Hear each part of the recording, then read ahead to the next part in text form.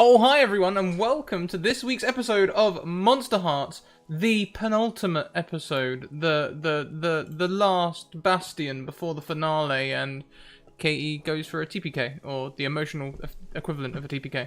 I'm not going to do anything I'm bad. already dead. What is going to happen?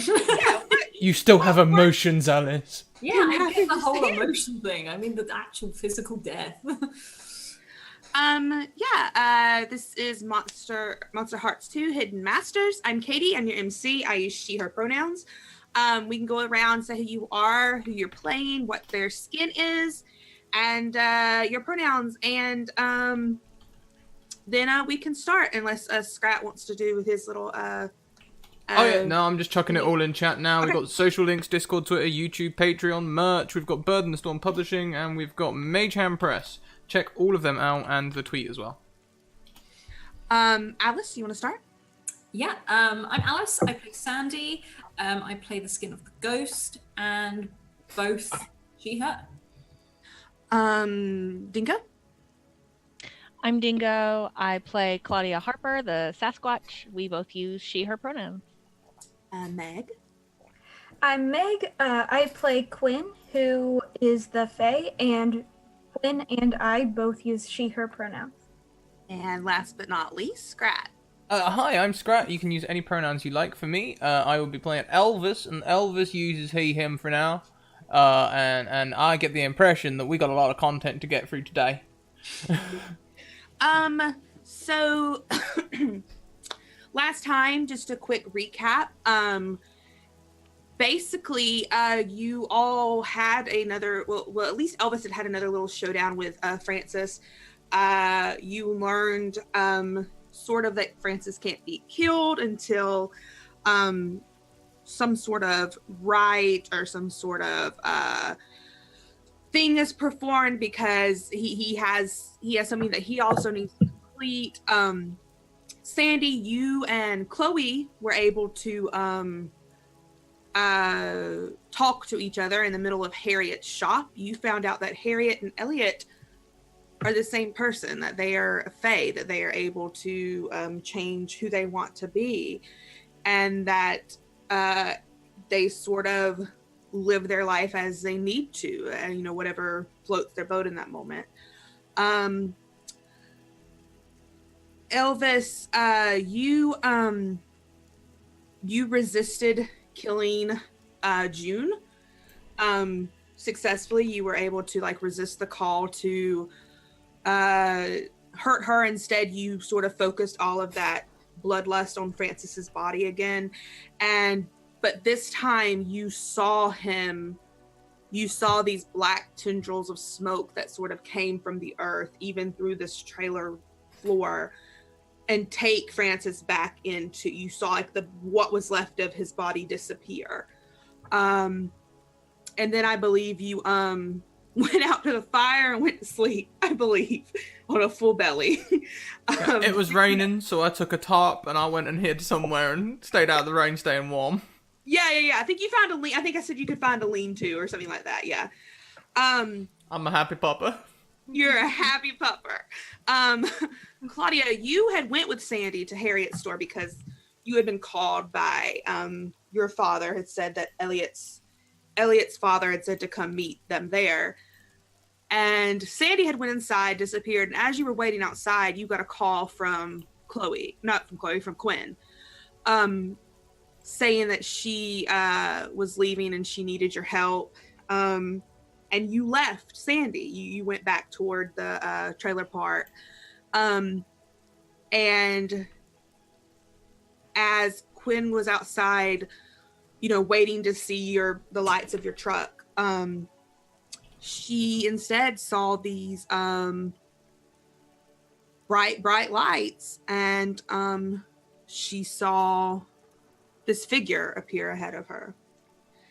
And so we'll pick up the town of Leafside. It grows into this blur as the world stops for a moment. We see June against the bookcase. Her breathing is very shallow, but she's beginning to recover from being thrown against it by Francis. Whatever he did to her beginning to break away now that he's technically dead. Francis's body is destroyed. The black tendrils of smoke have disappeared, and Elvish, you witnessed it, but you didn't really know what to make of it. We see Chloe standing in the middle of Harriet's shop, her fingers patting through a book in her hands, a large leather tome that's heavy and probably ancient. And she's mumbling to herself as she's looking for something that she promised Sandy. Claudia, you're driving down the road back to the trailer park, and you slow down looking for Quinn where you assume she'll be, beside the highway, but you can't find her. You pass by the trailer park and, unsure if you're even in the right spot, you turn around and you just can't find wherever you think she would be. She couldn't have gotten far. But Quinn, you're face to face with the brightest light you've ever seen in your life. It's so bright that it's blinding you, and after a moment, this humanoid shape comes into focus, at least 7 feet tall. And antlers begin to form from its head, and they slowly shift into large ears, then shift into a crown of thorns. And they begin to shift into other animalistic shapes, and they never decide on just one. And this chorus of voices, you just hear, it's not one voice. It's not a feminine or a masculine voice or a high-pitched or a low-pitched. It's just this sounds like many voices all at once. Just says, "So you finally returned home to your father." And as you look around, you're no longer outside beside the highway. You're in this place that it looks as if you were in a painting. This world, while you're surrounded by nature, everything is swirled, sort of, in differing colors. There's blues and greens like in your world, but there's also purples and pinks and yellows and oranges that have mixed in all this world. And it's so bright here, but your eyes have adjusted, and this brightness is giving you a warm feeling all over your body.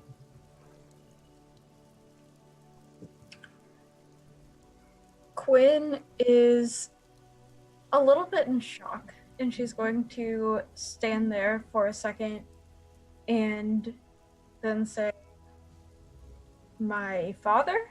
Are you saying you're my dad?" There isn't a response for a moment. But quickly, those little lights that you are so used to, they sort of swarm around you. And you hear, "Oh, he's everyone's father. It's everyone's father. They're everyone's father. She's everyone's father. They take care of us." Okay. Take care of us. And the voice says, "You were promised to us here in Radia."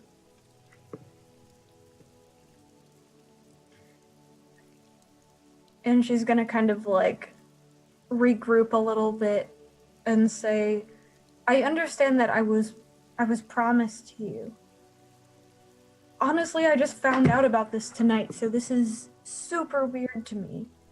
But I have a life back there in Leafside. I have friends, I have people that I like, I have things I want to do. Like, I can't just come here and like just forget all of that happened." The little voices, the little lights just stream around you again. "But that's not your place. That's not where you belong. You belong here. You belong with us. This is your family. This is your true family. You should be here with us." And it seems like the figure all in light is just not really reacting, just sort of taking you in.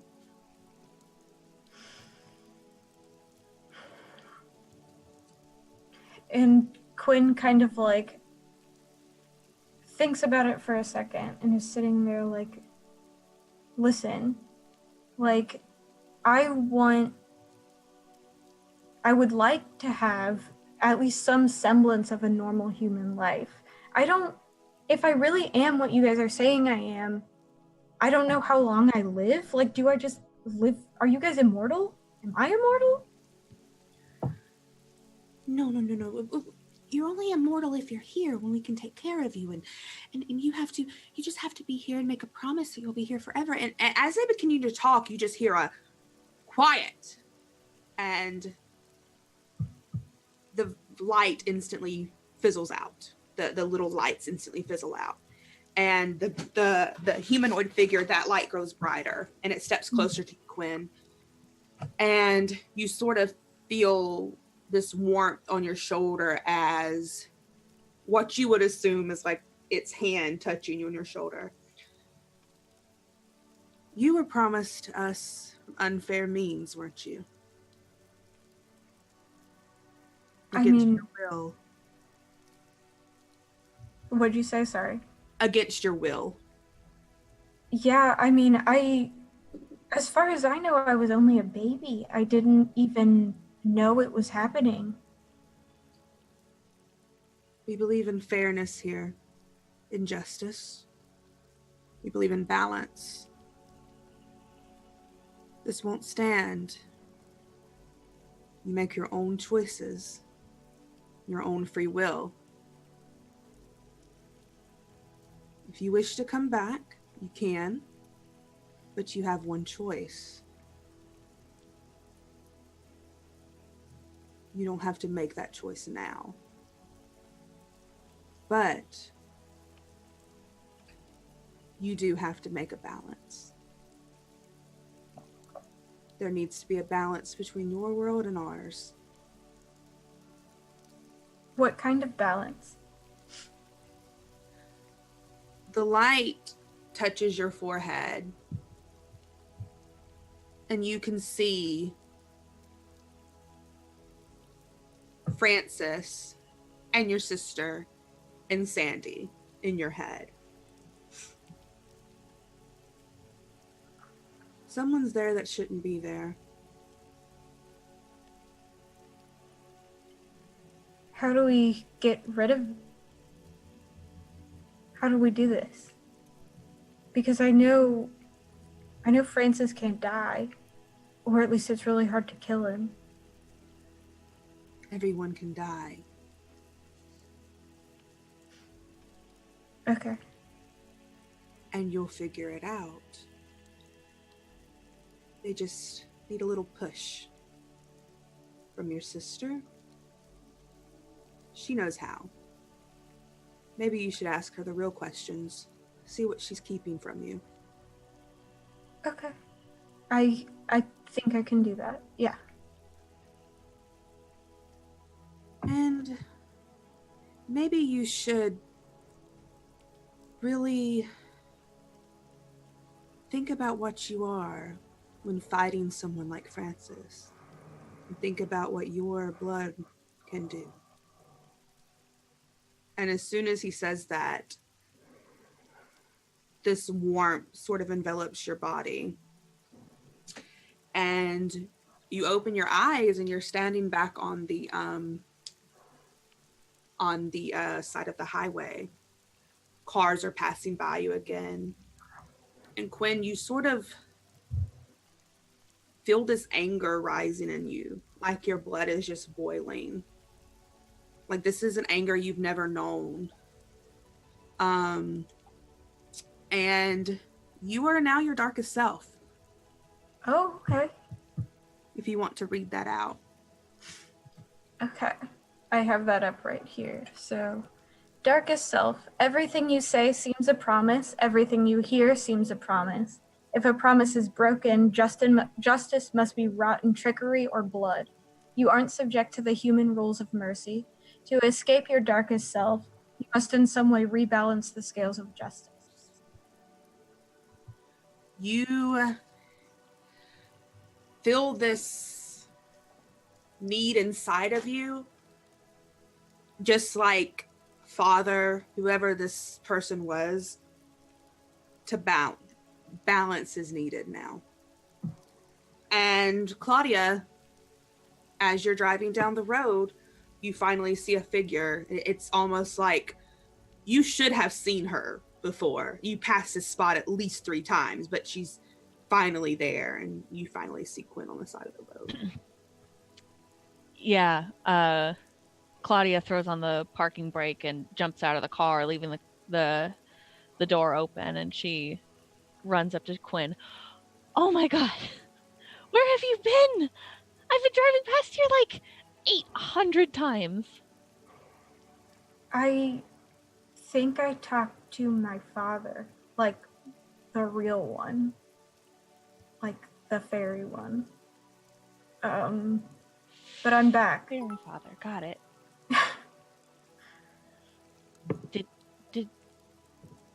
he tell you anything useful, or do you? We need to find Chloe, and we need to figure all of this out. Agreed. Yeah, I guess if anybody would know, it would be your sister. Hop in the truck. I kind of ditched Sandy, so we need to go back and get her.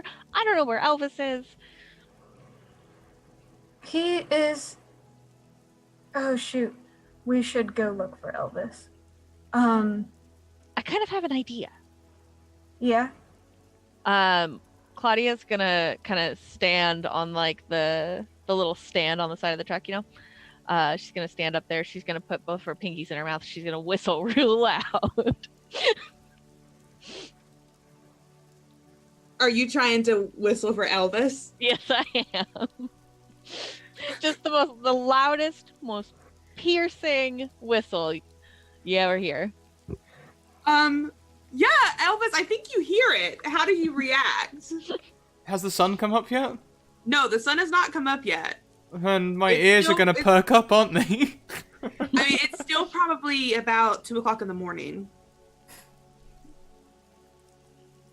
But do you follow the noise you hear? Well, I mean, let's use logics, all right? Now, if I can hear a whistling, who the hell would be whistling near a werewolf campsite? Unless they didn't know nothing about werewolves, like my friends, or a dog walker. Either way, I should go investigate. I would like to remind you, everyone, Elvis is still in his darkest self. Yeah, This is fine. I'll start padding down the road towards the whistle, tongue lolling. Yeah, it takes a couple a hot second, but you do see Elvis coming curiously down, toward the noise. Claudia, Oh boy, I can't believe that worked. he's matted in blood. Like even with the rain, like it's still his fur is matted in blood and sinew and grime. Hey, buddy, you look real gross. Claudia's gonna open the door for Quinn. I'll jump in the car. No. No, Elvis. Bad Elvis. A squirt bottle out again. Like. Quinn looks at Elvis and goes, Elvis, where's June?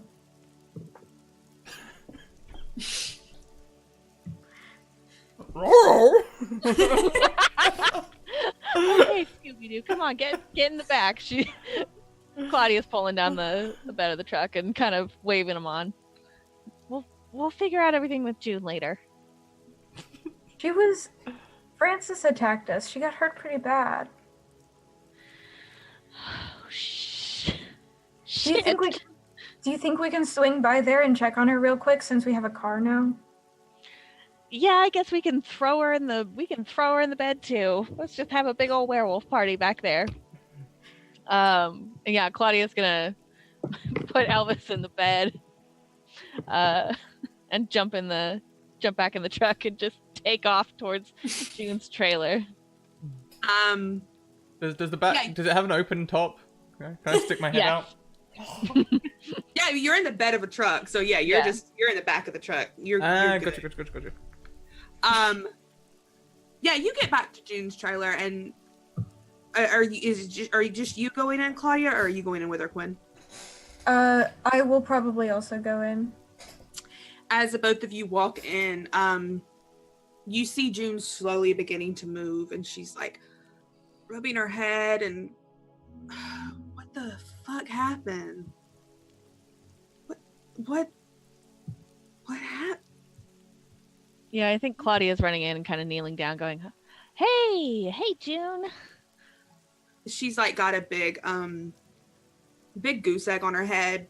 It's opened the wound from Sandy again, so she's bleeding again. But she just looks at you and looks at Quinn. Fuck. He did it, didn't he? He did what? He got me. He did the thing where you can't move. Yeah. Well, he's not here now, apparently. I'm gonna guess we have Elvis to thank for that. She like looks at the side of her trailer too, where Elvis had ripped it open, and she just goes, "Holy shit! I don't think insurance is going to pay for that. How do you even explain that?" You know what? Don't worry about it. I'll figure it out. Blame it on a neighbor's dog. Only half a lie. What dog does that, Claudia? What kind of dog? Really, really big dogs. Anyway, do y'all have a lead? Do y'all know anything? Lady Harriet's. That's actually why I'm here, to grab you, because Quinn said you were looking real bad, and God, she's right, you're still looking real bad, but you're also still looking real good. So, I've got the truck. You can hop in the back with Elvis. Sorry, no werewolves in the cab. Yeah, if you want to come with us. I'm good here. I need to be here for when the boys come back in, but in case Francis does something. But why Lady Harriet's? What's she got to do with this? We were kind of grasping at straws. Sandy said she might be able to help, and I kind of ditched Sandy there, so I really got to go back. All right. Well, you have my number. She looks at Quinn.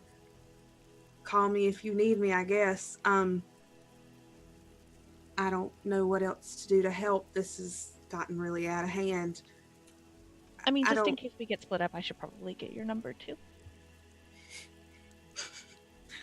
All right. Yeah, I think she like reads her number out to you so you could put it in your phone. Yep.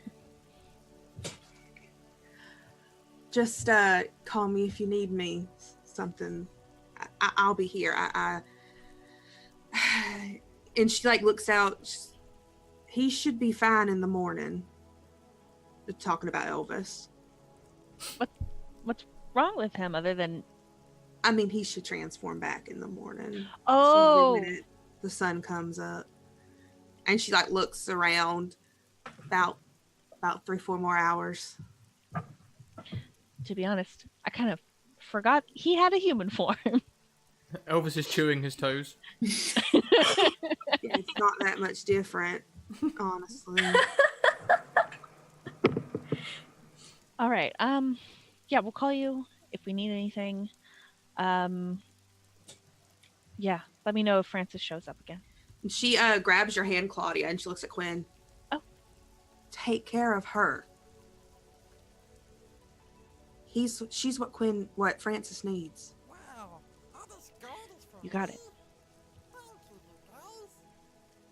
And she lets go of your hand and sort of slumps back against the bookcase.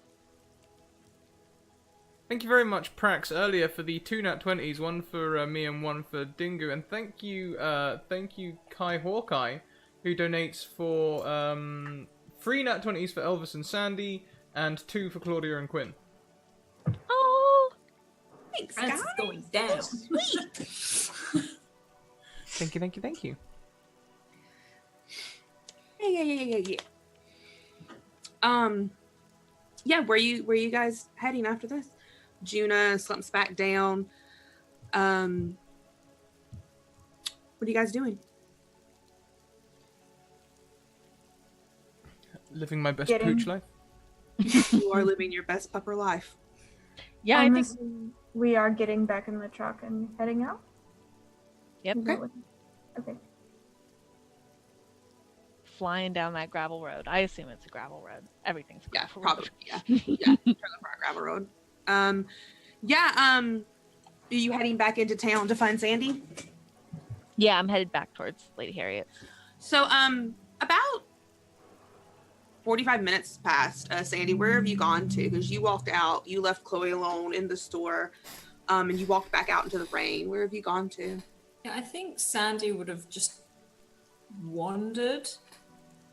She still has her axe, which when her and Claudia went into that shed, sort of wander around. I mean, she's not hiding it, but then at the same time, she knows she can effectively disappear at a moment's notice. So she's sort of not swinging it around, but she's not walking on the road. She's decided to maybe walk back to the party to try find Elvis, because that's the only person she knows where he was, and is just walking as she goes, sort of humming to herself, not really, she's sort of like,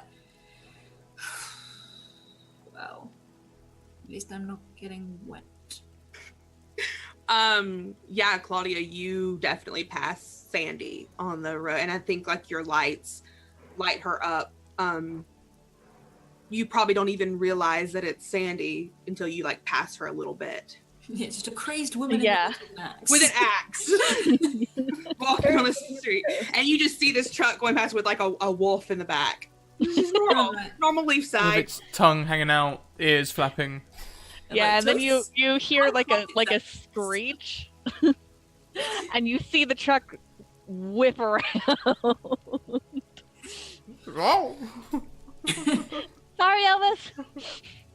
And she sort of waits. She's got the axe over her shoulder, just out of not trying to look cool, because she definitely doesn't look cool. Like she's in like an utter confused state. And as the truck comes up, she just looks at you, looks like past and sees Quinn. That Elvis. Yeah, you know Sure. any other wolves? Well, we met a few tonight, but yeah, it's Elvis. Okay, and you left because? Francis grab- attacked us. Oh. Where is he? Okay. I don't think we know because I'm pretty sure Elvis tore him apart, and he probably did that thing where he just kind of went away. Right. Okay. Anything from Lady Harriet's? Well, your friend, Elliot, Did you he's see got that? a lot to answer for. The whole taking the mick that I'm dead and everything, and that he didn't believe I was dead when he and Harriet are the same person. So, if you don't mind, I wouldn't mind talking with him at some point. Maybe after we've killed Francis, but I've got a bone to pick with him. Okay. What? It's a long story. It's okay. She's like, I'll get in the back. And she sort of jumps up and sort of hops on the back. Says, Elvis, move over. Like, as she tries to sort of shuffle. Very strong smell of wet dog back Yeah. there too. Yeah, she's like, yeah, well, at least it's not liquor. Right. And she sort of sits in the back and hits the back of it. Is like, where now? Claudia opens the little back window. Don't think that we're not done talking about this whole Elliot thing, because I need to know what exactly happened with them. But He and Harriet are the same person. I don't really know what's to get. a lot. Elliot's been my friend for a very long time. Okay. Elvis has been my friend or acquaintance for a very long time. And like, she's looking back and forth at this dog, effectively. Like, things surprise you. I see your point. Do you know where Chloe is? We're looking for Quinn's sister. I left her at Harriet's. What did she say? She was there? Yeah, she was there. Wait, Yeah. she's your sister. Why don't you just call her? True. Maybe I will do that. But now we know that she is at Lady Harriet's, so I will just call her. And Quinn actually does pull out her phone and call Chloe's number to see if she picks up. At the same time, Claudia's kind of turning around and heading in the direction of Lady Harriet's, just in case. Yeah. There's no answer on the phone. It just rings and rings and rings, and you don't even get to like a voicemail or anything. Okay. And Quinn just hangs up and sticks it back in her purse and says, she didn't pick up. Figures. Sandy looks over at Elvis. What is Elvis doing? Because I'm assuming it's quite close proximity, because he's quite big, right? As a werewolf. Mm-hmm. His head's trying to come through the window. I'm not sure how big the cab window is, but his head's like... Probably not enough to fit your head, but like Most you of could us probably now. get most. Yeah. Sandy's sort of laughing at that. She can't help but chuckle. Gross. Elvis, drool. Gross.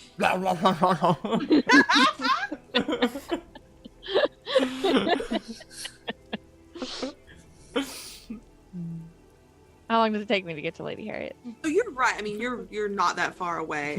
Long enough for me to drool everywhere. Everywhere. As you're going though, Elvis, you hear this voice of the same voice that you've been hearing all night of that woman that you saw at the river, and you see her. She's sitting in the back of the cab with both of you and Sandy. She's sitting sort of like in between the both of you, back off a little bit, and she looks at you and just says, I don't know if this is the way to get your answers. Now, this isn't him being a wolf. He literally sort of thinks, huh?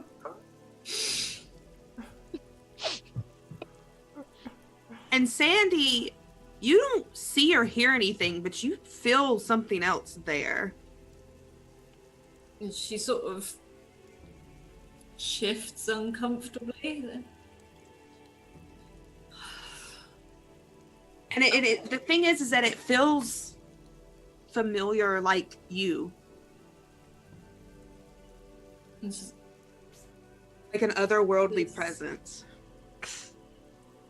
there's a new one. Elvis, do you smell anything? Like, other than yourself?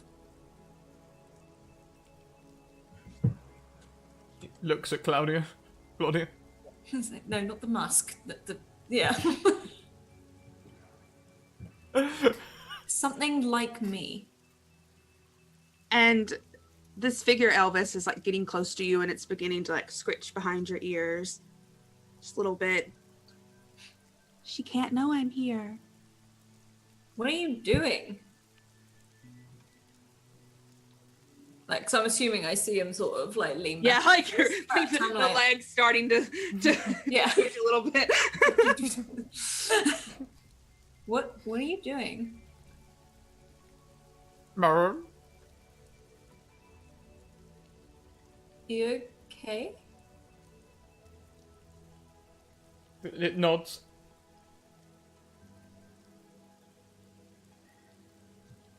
Like, she's just nodding back, it just as awkwardly, like she doesn't really know what to do. Yeah, and I think just as soon as you had felt the scratching, Elvis, it disappears. That figure disappears. Just sort of leaving the both of you alone in the back of the bed of the truck. And a few minutes later, you pull up to Lady Harriet's. Claudia, are you parking where you were before? Are you parking closer? Like, you just pulling up right out front of it? Yeah, I imagine it's like the building sidewalk Yeah. Mm-hmm. right in front of it. Okay. Just parallel Um, parking. Yeah, you pull up. I mean, there's nothing else out here. It's 2:00 in the morning in a small town, but there are no lights on inside anymore like there were earlier when you guys had come up earlier.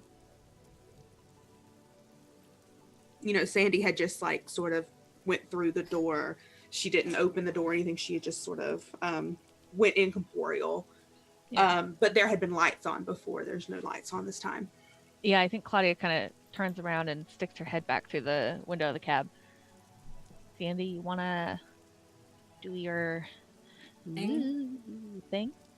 And she leans in and she's trying to make it a whisper, like literally, so just Claudia hears it. She's like, keep an eye on Quinn.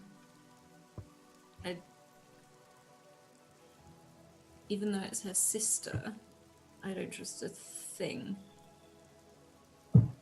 that woman does. She's gonna try and get her. I just feel it. I won't let her out of my sight. Okay. And she sort of like throws herself off the back of this thing and sort of, as she does, pull the axe off with her. Right, Harriet, Elliot, there we are, here I come. And she walks over to the door. Can I just stick my head through? Yeah, you can. Sure. I mean, you all see this, and it is very, very unnerving to see. You know, just her sticking her head through. But she sticks her head through, and Sandy, it's dark. Huh. And then you'll see her just take a step and disappear through the door. So weird. As you go through, and you can't bring your axe through, so your Yeah, axe sort of drops Yeah. outside. It's dark in here, but you know the layout of Lady Harriet, so you're not like bumping into anything. Plus, you're incorporeal, but you know sort of where to go. And Chloe isn't anywhere to be seen. Laying on the middle of the floor, though, with one candle beside it, sort of like almost about to flicker out, is this large, huge tome, leather tome. And it's open to this page that you can't read. It's in Latin, but you can make out one word, Xenoth, and you know that's the demon that was summoned years ago that took your life.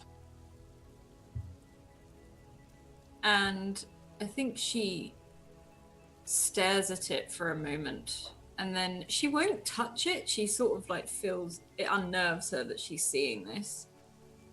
And she just...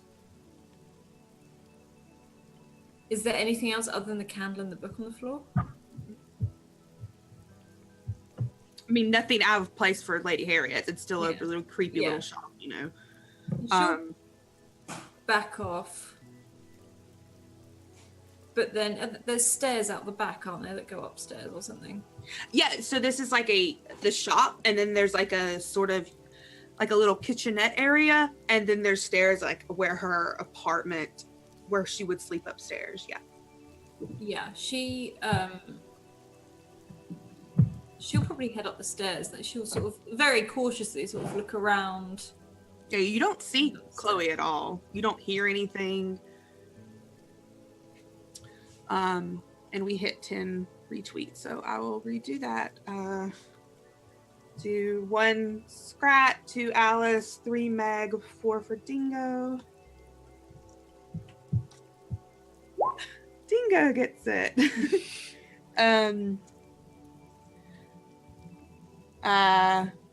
Evens will be a +1, odds will be a -1. -1. So next scene, you get a -1. Sorry, I tried. But you go up the stairs, and they creak underneath your feet. This is an older little apartment building. And and it goes straight up into like this little loft area, straight into where you can see a little what do you call it? A wardrobe, and there's a little bathroom up here, and there's a bed, and you see a figure in the bed breathing. I mean, there's someone sleeping there.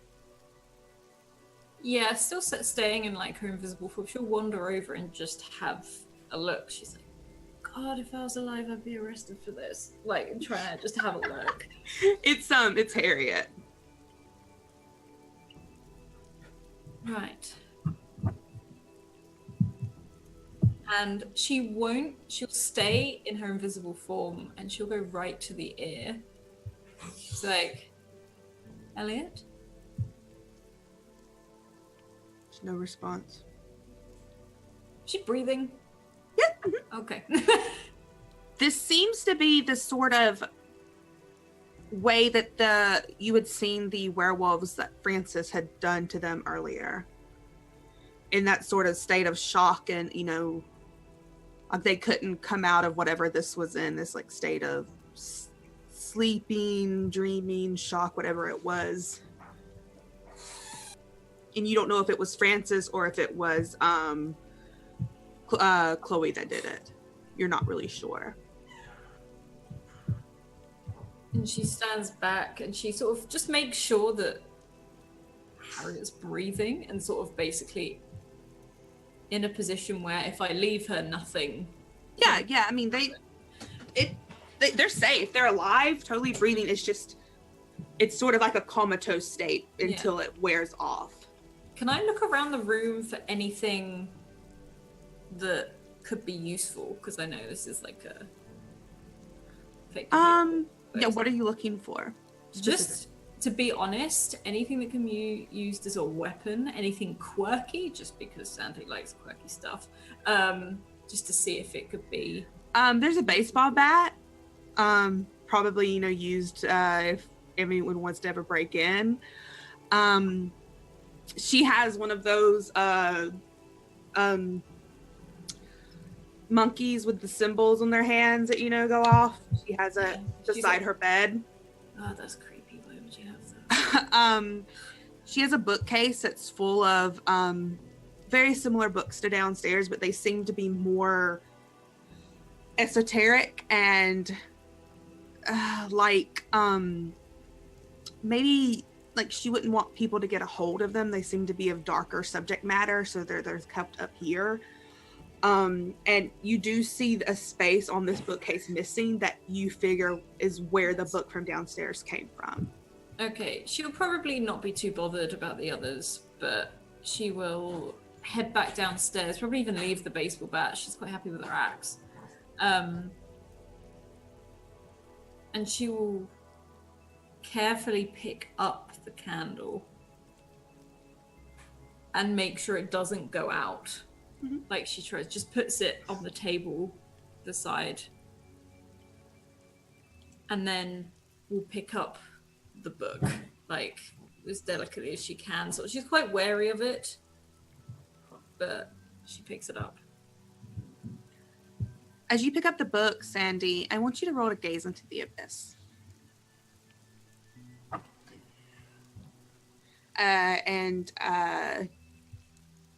Yeah, that's fine. You can just roll to gaze into the abyss for me.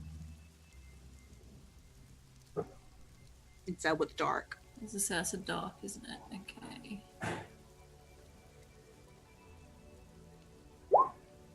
Okay. Before we go to that, Quinn and Claudia, what are you two doing still out in the truck? You're sort of waiting for Sandy. I think Claudia, after Sandy kind of blips through the wall, she'll turn to Quinn. You seem different. Not like bad, different or whatever. I don't know. I just want to get this figured out. And Quinn, like, while she's sitting there, she kind of, like, I don't know, doesn't seem, she's still quiet, but she doesn't seem as, like, nervous as usual, more just, like, very resolved. Just kind of super focused, but maybe a little out of it at the same time, weirdly. But she's just kind of, like, sitting there trying to stay patient. Yeah, I think Claudia kind of leans her head down onto the Looks steering like we got a wheel new friend. and kind of grabs your hand and shakes it a little bit. Hey, we're gonna get this figured Quinn, out. we'll look. Sorry, what did you say? We're gonna get this figured out.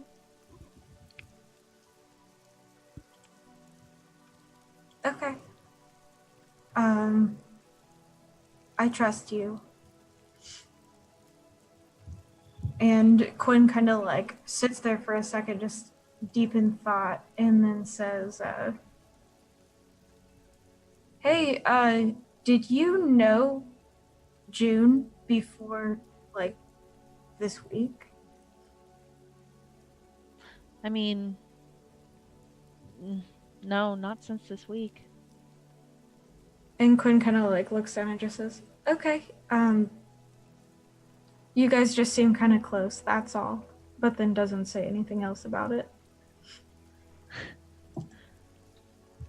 I think Claudia goes bright red and puts her head down. We're not that close. It's just, she's a werewolf and that's cool, and I kind of admire her for that, but we're not. I would say we're close. Hey, Claudia, I want you to roll to shut someone down. Oh no, I hate that. Why did you make me do that? Because you're shutting her down.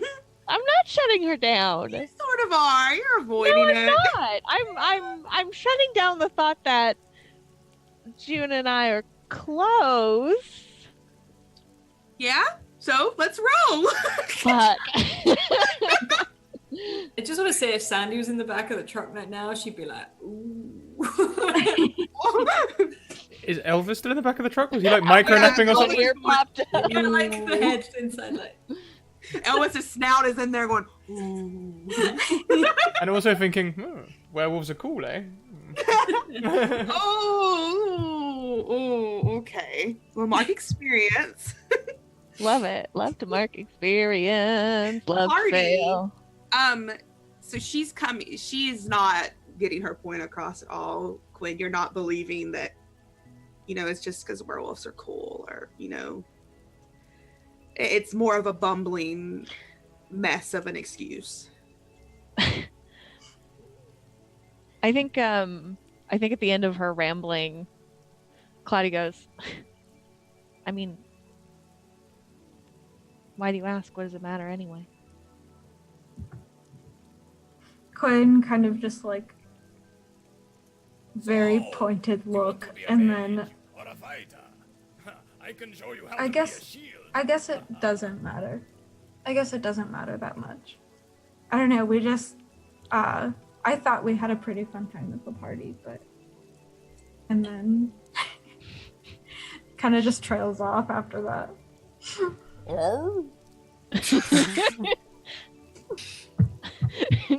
Claudia turns around and just gives Elvis this glare. The snout the snout retracts from the thing. Quinn, I did have a nice time at the party with you. I had a really good time up until you went missing and I passed out, I guess, or Francis did the sleepy touch. And Quinn kind of nods and says, I mean, it's not a big deal. It was just like dancing and stuff. It wasn't like we like said anything, From And outside the like, cab, if you could hear, you would hear a very small. Just a tip of an ear. Is Claudia close the window on him? Yeah, Chloe's gonna close that window. Slams that window shut. Quinn.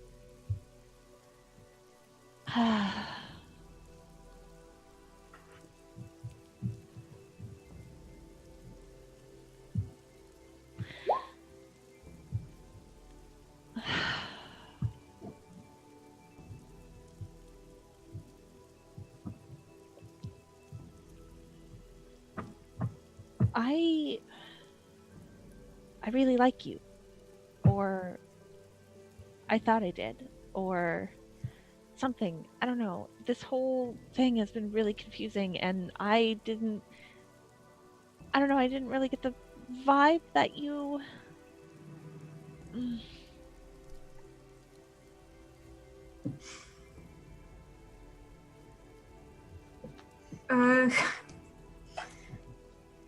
Quinn sits there and kind of. I guess I am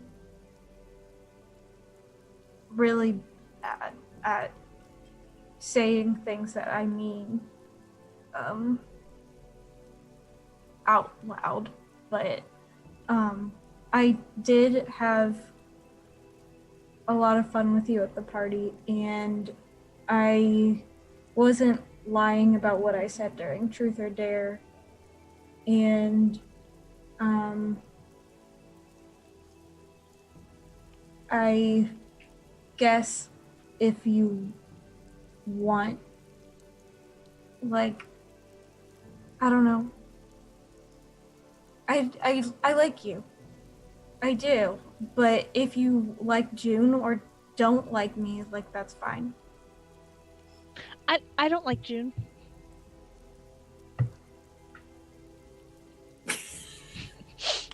It's just a game for me and Scrap to be like.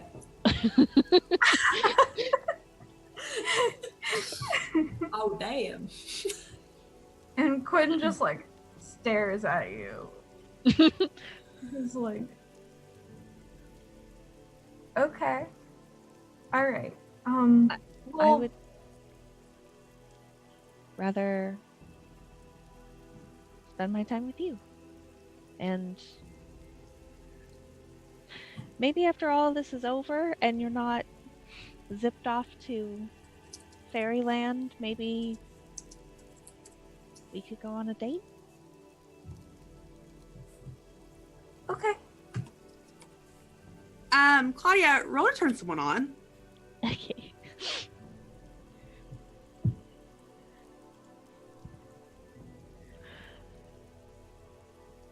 Hot better than cold.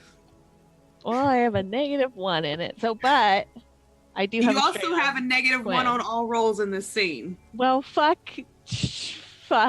You have nat 20s though. Or that may- cancels it out. Or maybe not fuck with all these now -1s. You have nat 20s. They cancel it out. Do they cancel it out, or is it a Yes. success? It makes it a 10. If you use nat 20, it makes it a Okay. 10. Yeah. I'm gonna use one of those nat 20s. I'm gonna burn one of them. Okay. So when you turn to 1, it's a success. You gain a string on them, and then Quinn, you get to choose one from below. I give myself to you. I promise something I think you want, or I get embarrassed and act awkward.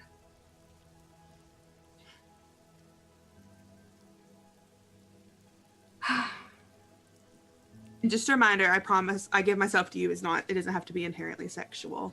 You know, you don't have to Okay. fall down on the car. You don't have to do that. I think she would go with the I give myself to you. And let's see, how would I roleplay that? It would very much be Quinn, like, I believe you, and like anything, like I just totally believe you, and I'll trust you, and I really look forward to being with you. And she'll kind of like reach over and like squeeze Claudia's hand. Yeah, she kind of tangles her fingers up in yours, and then she quickly darts over and like gives you a kiss on the cheek, and then darts away. Sorry, what's Elvis doing? There is an It's eye Elvis's pressed face against the against window. the window. There's just an eye against the window. You know when like a dog breathes on a window and it's like fogs up?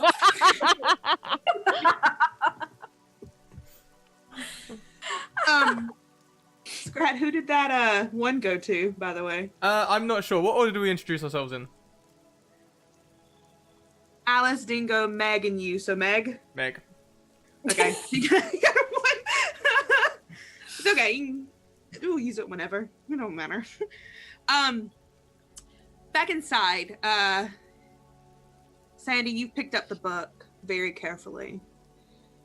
And you get this sort of flurry of visions in your head. You've seen a lot of them before, and a lot of it is your past. A lot of it is things that have begun to come back to you since you found your body above the school. Things that you didn't realize and didn't know before. But one's new. One of them is of this woman, this girl your age, with she's sort of frail and pale looking. She has straw blonde hair, very like dry looking. She doesn't really look like Chloe or you or Francis, but she's in your little friend group, and you see her like fighting with you, yelling at each other. The both of you were arguing, and you see this book that you're holding in between the both of you. You're in the chemistry lab where you had summoned this demon, and you can feel the anger coming off of both of you. That's sort of, you don't hear anything, but you feel the emotion of this scene. And you get the sense that whatever's being fought over here, she doesn't want to do it. And maybe you don't either, but it's sort of like you have, you're being pressured into it. You know what I mean? Peer pressured into it. And all of a sudden, you begin to feel the fire, the flames, that familiar heat that had been felt when the four of you were with Morgan, the couple of days before. And you see that demonic visage of that face that has sort of rushed toward all of you. And you see the tally marks appear all over this girl's body. And as you come out of this vision, you're still holding the book, you're still inside of Lady Harriet's. You realize that whatever you felt earlier beside Elvis back in the cab of the truck, that feels like what you just saw.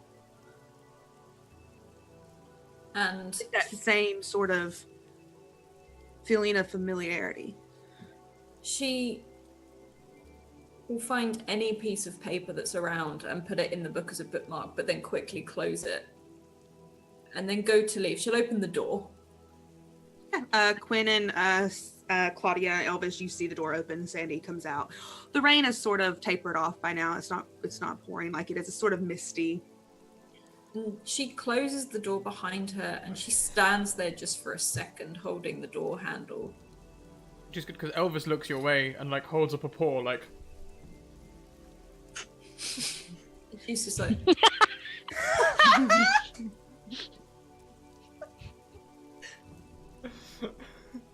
like she's confused, but she waits. And Elvis, it's you who hears in your ear that familiar voice that goes, "I think she's getting closer." In Elvis's mind, he thinks, well, that's because she's walking towards us. I have so much love for Elvis. Like I can't. And his eyes still like on the cab. Are they? I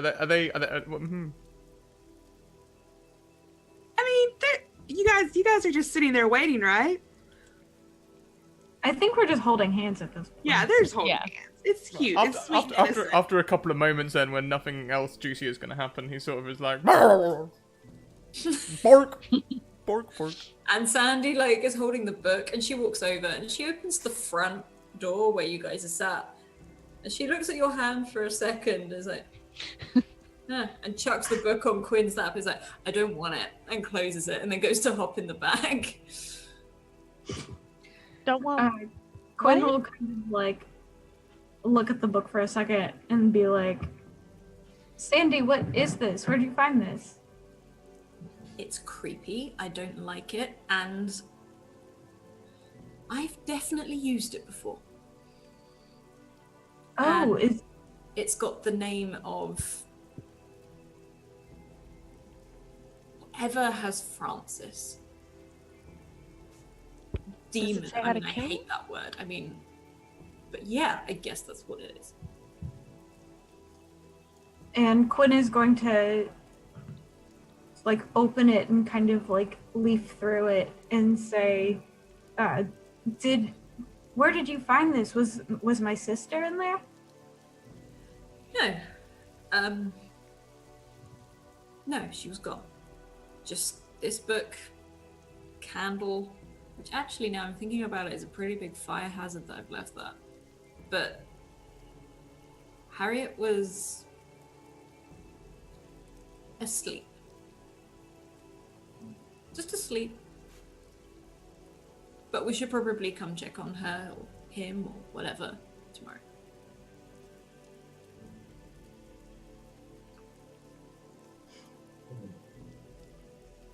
I'm gonna hop in the back. And Quinn just kind of holds on to the book and wouldn't really say anything else. Just kind of, I know you said it was in Latin, but just look around kind of for You anything. open it up when Yeah. you can read it. Oh, okay. It's not in Latin for you. The words, this font lights up, almost familiar to what you saw when you were in Radia. And she kind of flips through it for a second and just like stares at it, and she opens that back window and just goes, Sandy, one more thing. Could you read this? Could I? I can't remember. I don't think I could. Can't. It's Latin to you. But- It's like in a whole nother different language. Like, no, it's Latin. I don't do Latin. But it's not. I don't speak Latin and I can read it. Claudia's gonna kind of lean over and look at the book. What do you mean you can Can't read it? either. I don't Maybe know, it it's just kind of fancy Fey Latin. makes sense to me. And like Sandy will come over and then reopen the window and stick her head through me like, well, what does it say?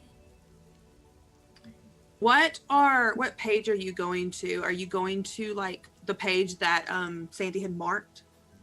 Yeah. So basically it talks about this demon, Xenoth, and basically how it's how many times will I say basically in this sentence? About 50 more. How it's a demon that takes over its host. It's a parasite. And what it needs is what it's promised. And as you read through this and you sort of, get the gist of it, is that it was promised Chloe.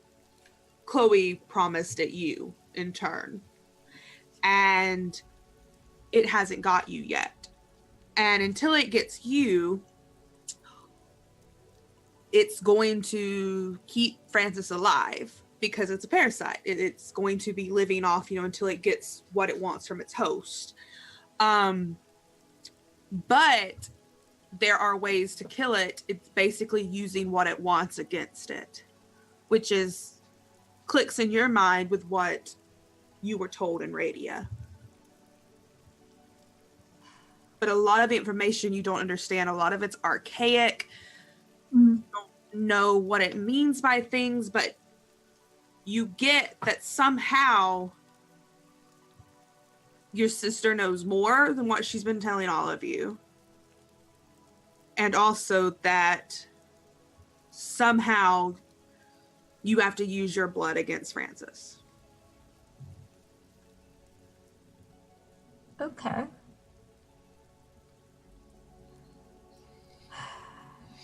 So Quinn is actually going to kind of relay what she read in the book to the other people in the car.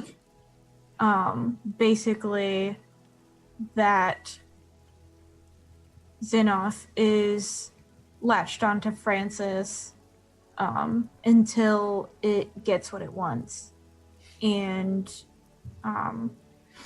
I had mentioned to Claudia earlier a little bit about like me talking to the Fairy King, but I'm just gonna say I managed to actually go to that other world, that Aradia, that wanted me to go with them, the other place I was promised to.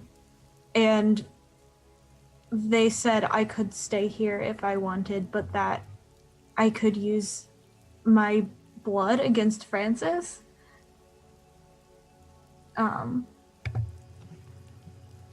And she also mentions that the demon kills anyone who aren't strong enough to handle it either. Just kind of throws all that information out there.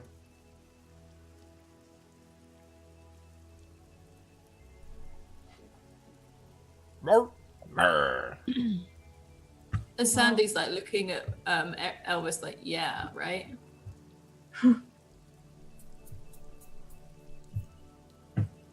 It's a lot. There's a lot happening tonight. Yeah, no kidding. I mean, aren't we all still sitting on like half a belly of ale and beer and all that as well? Like, Yeah. I think Claudia Technically, I'm kind not of... drunk. Technically, Technically. Claudia... Let's not talk about it. Claudia kind of leans her head back. She goes, okay, do we...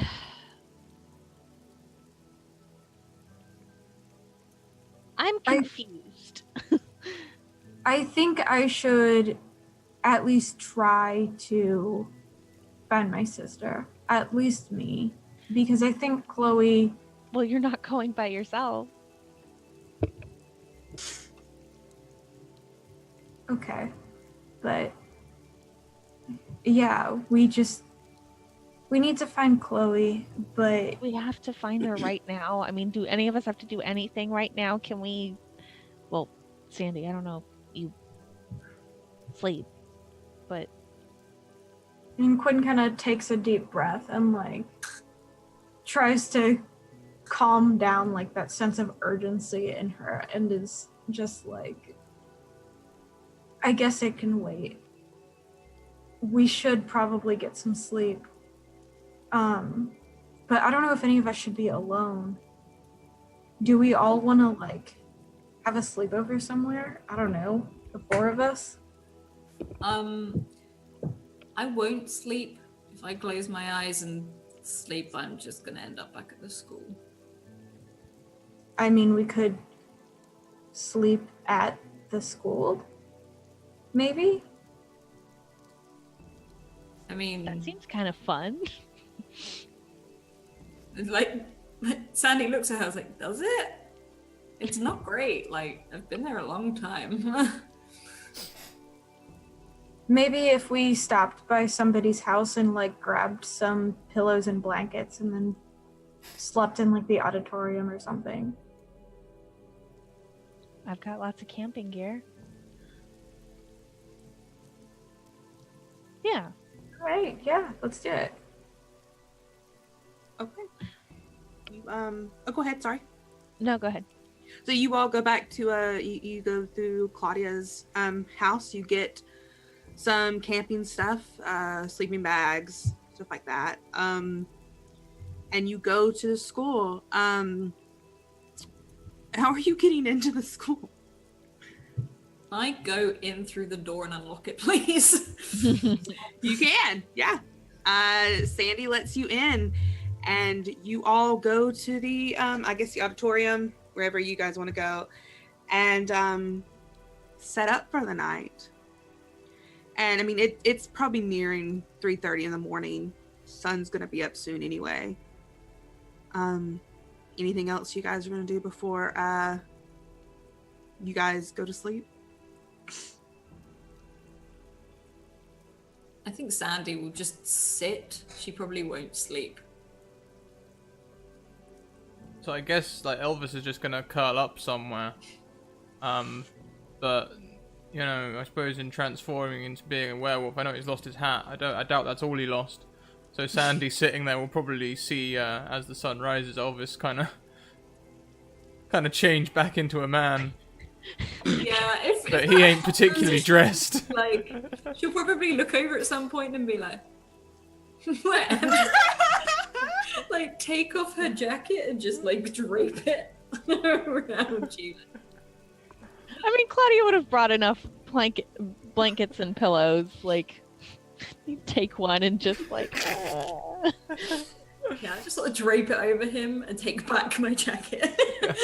As like the fur recedes, he starts shivering. Like just cover him in a blanket. If you see him, I mean, one for just decency and two for like he looks cold. She'll probably put a blanket around him, and I'm guessing like she could probably lift his head and stuff like her jacket underneath as like a pillow or something.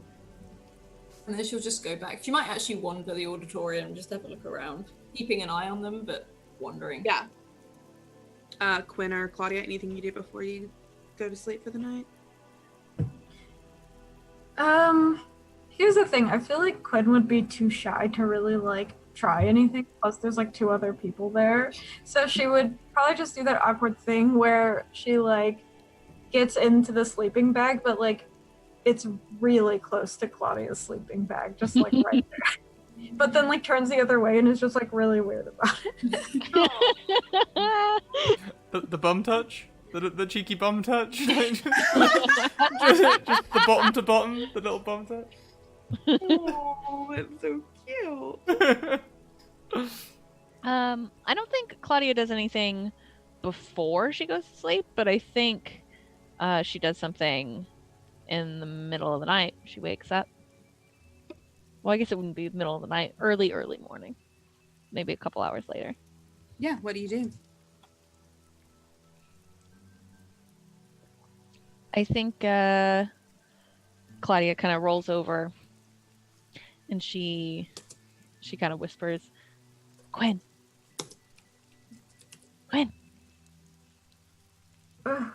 What? And Quinn kind of like looks over at her. What? I can't sleep. And she sits up and she's gonna be like, are you okay? Like, did you have a nightmare or anything? Not really. I felt I dozed off for a while and I don't know, it's like I can't settle. Can't rest.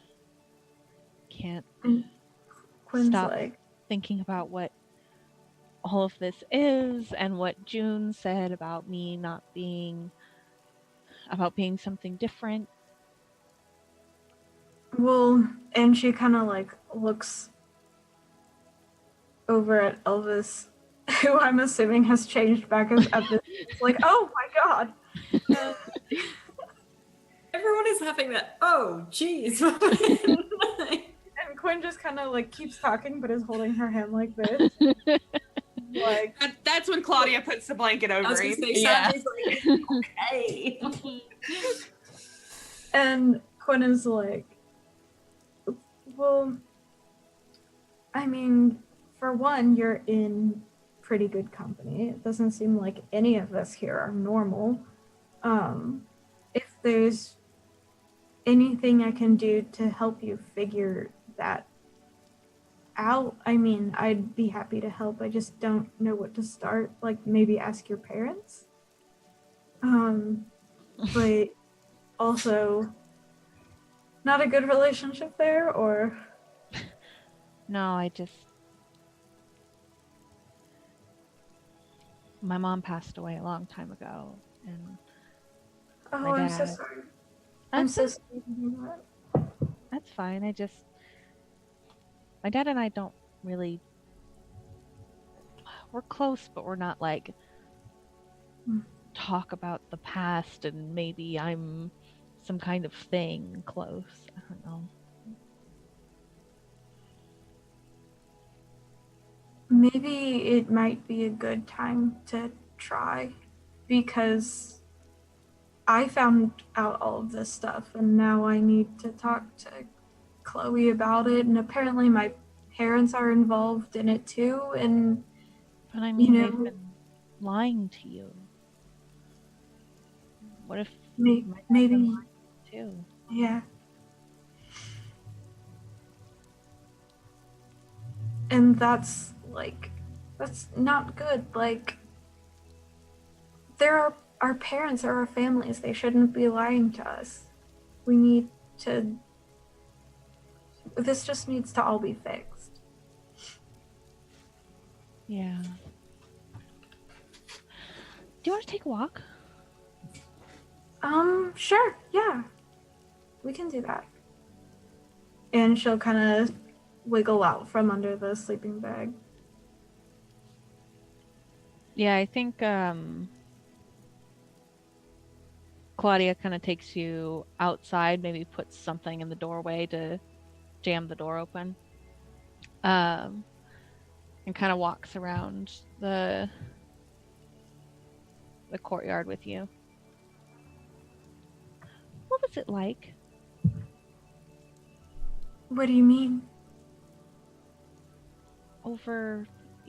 I mean, you said you were with the Fae and you saw your dad and I don't know if he's exactly like just my dad, or if he's kind of just like considered the father of everyone in like that world, which Right. sounds crazy to say, because yesterday I didn't even know there were other worlds besides this one, but it was really pretty, actually. There were just all these strange colors, and everything seemed so bright and just vivid. And when the Fairy King was talking to me,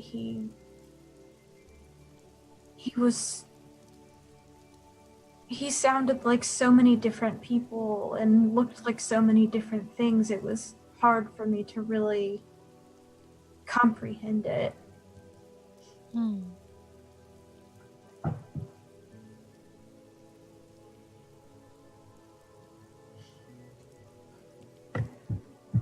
Is there a way for people like me to go there?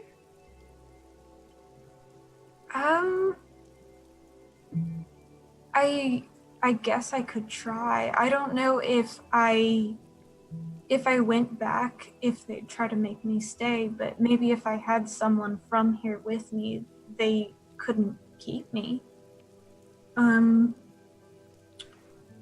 So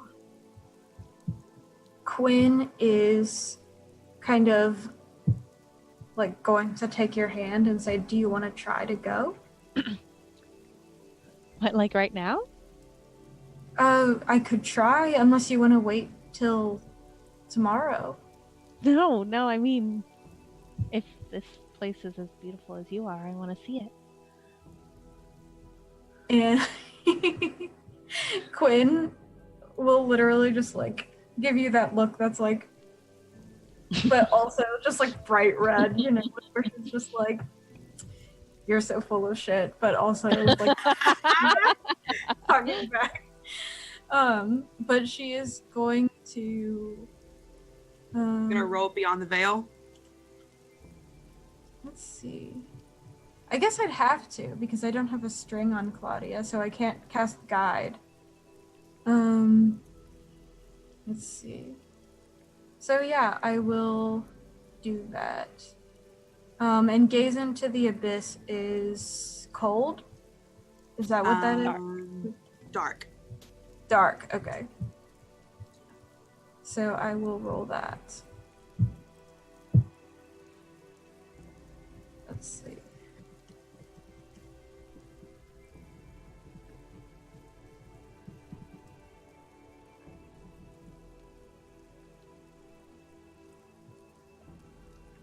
Oh, yeah, I succeed.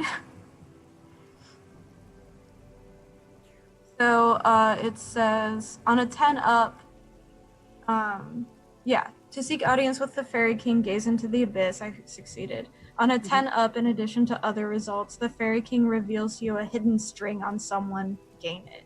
So what I'm going to do for that, because you're taking Claudia with you, is instead of just giving you that string on her to keep, I'm going to use it as if it's guide, if that's okay with you.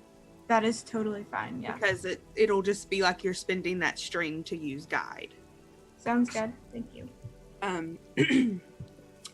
So like you were seeing before, Quinn, everything sort of gets bright around you. But Claudia, you see it too. It's the brightest light you've ever seen before, nearly blinding you. You're not really sure if you can even stand to look at it. And Sandy, you had seen them walk out, and you sort of see this flash of bright light through the auditorium doors. But in an instant, it's gone, as if like it was just a car passing by or something. She'll probably run just to look through the doors. And as you look through, both Quinn and Claudia are gone. You're not sure if they walked off. You're not sure what happened. And Quinn and Claudia, when you open your eyes again, you're in this world that you had saw earlier, Quinn. And Claudia, to you, it's completely new. It's sort of this swirl of differing colors all around you. The trees and the grass and all the foliage around you is swirled into different colors, sort of like someone had just taken a palette of paint and swirled it all together. But you don't see this father, Quinn. You two are just sort of in this area.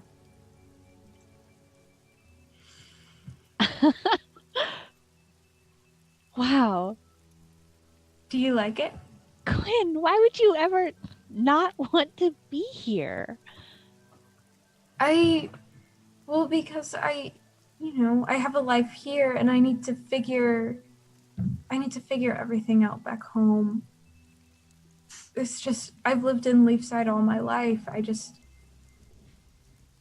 And I don't want to be, there's so many things I still want to do. Like, try things out with you, but like, it is really beautiful here. I mean, you brought me here, so you're not leaving everything behind. I guess, but there's just... back home, things need to get solved, and I can't just, like, run away from that. Things need to be set right. But it would keep you safe.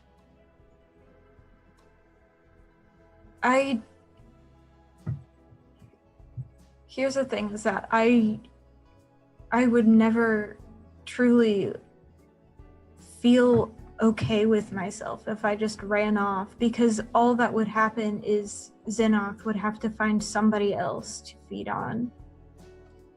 You know, Francis would still be around. I'm sure he'd figure something out, some way to hurt people, and I can't just let that happen.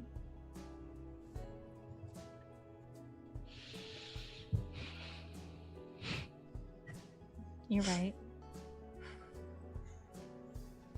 Besides, I think, I don't know, maybe you guys might need my help to actually beat it, because I don't know, the Fairy King and then the book, like, I just have this feeling that it has something to do with what I am, that's the only way we can truly beat it. Yeah, we just need to figure out how. Yeah, but that's why we need to talk to Chloe. We'll We find need, her. I need to find her. As you two are talking, those little lights come out, and they begin to sort of bounce off of both of you, and you've never felt them before, Claudia. They sort of like give you little shocks as they do, sort of like you're getting like just electric shocks every time, and you hear them going, "Who's this? Who's this? Who did you bring? Who did you bring to radio? Did not permission to bring anyone to radio. This is a very, very, very precarious situation." Ow, ow, ow, ow, ow, ow. Yeah, those are the little things that have been bugging me to come here. You can't just bring people over the veil. It doesn't work that way, Quinn. You can't just bring regular people over here. And they're just like popping at you, Claudia. Yeah, she's And then- flailing her hands all over the place. After a moment, they sort of all stop. You especially can't bring things like this over here. What do you mean like this? What do you mean? Creatures. She's a person. Creatures. Like what? What are they? What are they? Can I hear them or just Gwen? You can, both of you can hear them. Excuse me. Like someone like And- what? Quinn leans in and is like, "Do you know what Claudia is? Can you tell us what she is?" Creature of legend. You can't just bring them into the veil. Legend? What legend? They just don't say anything back. Claudia will start trying to pop them like bugs. Oh, maybe don't do that. They're like Get actual. out of You here! pop one, and it's the biggest shock that you've had so far. It gives you one harm. Cool.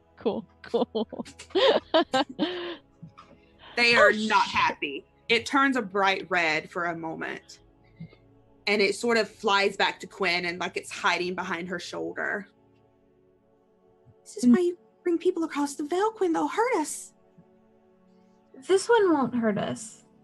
Claudia's nice. It just did hurt them, but okay.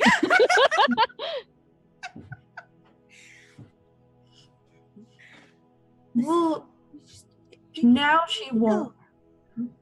Now she won't hurt you, and she kind of like gives Claudia like a look.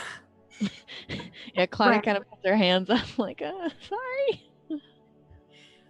One of them gets really close into your face, Claudia, and you can sort of see just a little figure in this light, just barely. So you know that like maybe there's something there in this light. And it just, after a moment, just blows a raspberry at you and flies off. What about, are there any other ones, or was that the only When one? that one flies off, the rest of them fly off with it. Yeah, I think Claudia like sticks her tongue out back like, And That Quinn, would I think you work can well. feel the pull to the earth sort of beginning to pull at you, because it's taking a lot to keep both you and Claudia here. Okay. And Quinn is gonna say, I think we should probably go back now. But we can stay just a little longer. I don't think I'm I don't know. I don't know how any of this works, but I don't think I'm strong enough to keep both of us here this long. I don't know. It's also new to me, but it is like really cool here. Yeah. All right, but we should probably at least lay down and try to get some more rest. Okay. The minute you say that, that bright light flashes again, and you're both back outside of the auditorium. And Sandy, you see the light flash again. It's almost like no time has passed. And they just appear. It's sort of like a camera flash. Yeah, she's just looking at you guys. You know, I mean, I'm all for like personal time and everything like that, but maybe when there's someone trying to kill us, stay in the same room. Thanks. And she just sort of turns and walks away. Claudia jumps and she kind of like puts her hands behind her back and like sheepishly kicks the ground.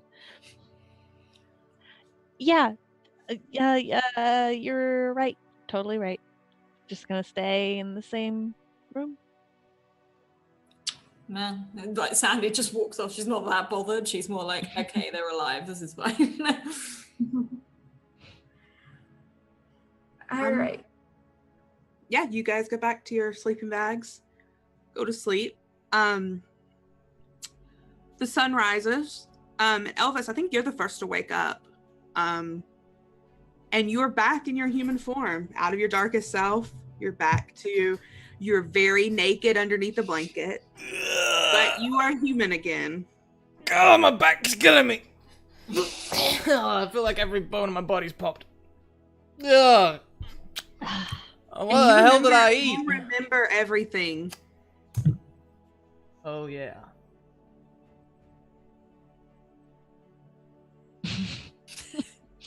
Good morning to you too, Elvis. What's with the face? No, nothing. It's all good. Francis ain't so tasty. Eating twice. I pretty much only ate myself a whole lot of Francis last night, and that's kind of nasty, and I'm kind of hungry, but also very sick. Does that make you a cannibal? I don't think so. Is it cannibalism if he's a werewolf? But he's a Oh, person this is the deep- about half of the time. Maybe it makes me a halfable. Sandy does laugh at that. She's like, okay. Either way, I guess you should all be wary. Well, Elvis, why don't you put some clothes on? I'm tying that blanket around me like a toga, so I've got like the slit down one leg, a nice hairy slit down one leg. I think you could find like, because this is like the audit. I think you could find like a costume box, but you my know, God. lost and found or something, so he could find some. I'm not clothes. gonna lie, I'm room. British. I've got no idea what an auditorium is. Is this like like a swimming pool? What are we doing No, here? it's like an assembly hall with a stage. Assembly hall, You yeah. Find like a Peter Pan. oh. Okay, right, cool. In that case, I'll go and find something like that. A Peter Pan outfit. Hey, I found some tights! When you get dressed, yeah. I mean, it's the weekend, so there's no one here. What are you guys doing? Sandy's trying to get over the fact that Elvis is in tights. Like she's like, I think Claudia is helping Elvis find something in the prop room to wear. it's like, what are you wearing? I'd like to think it's like a pair of red tights, some faux leather armor that covers his top, and he's gonna find himself a baseball cap. I thought your baseball cap stayed with you. Not when I hit my darkest self. When I hit my darkest self, Katie said I I lost my said cap. that was how he knew he hit his darkest self. He lost the baseball No. cap. No hat. Okay.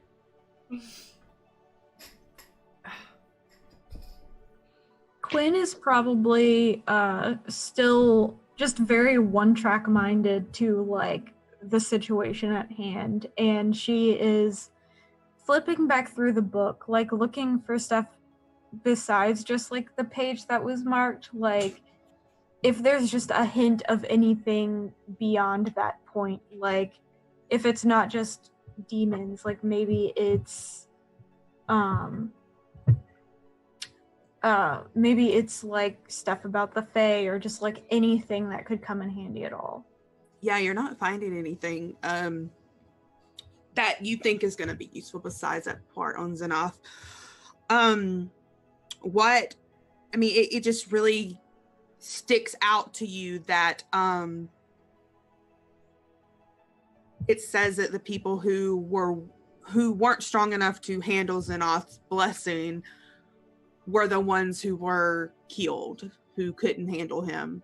And that immediately sticks out to you as, the people who had died and passed.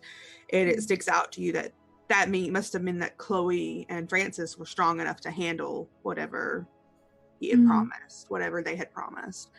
And that somehow you have to use yourself to kill Francis. Well, I already killed him. Oh, hang on, you're reading this, never mind. I'm not a mind reader. Yeah, so I think since she already kind of relayed a lot of this last night, she'll just kind of keep it to herself. And it's mostly just her leafing through it while people are doing other things at this point.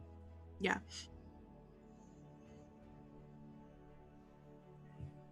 Well, I could get some chicken. These tights are real breezy. He's like adjusting himself. Usually you put something on over the tights. What like?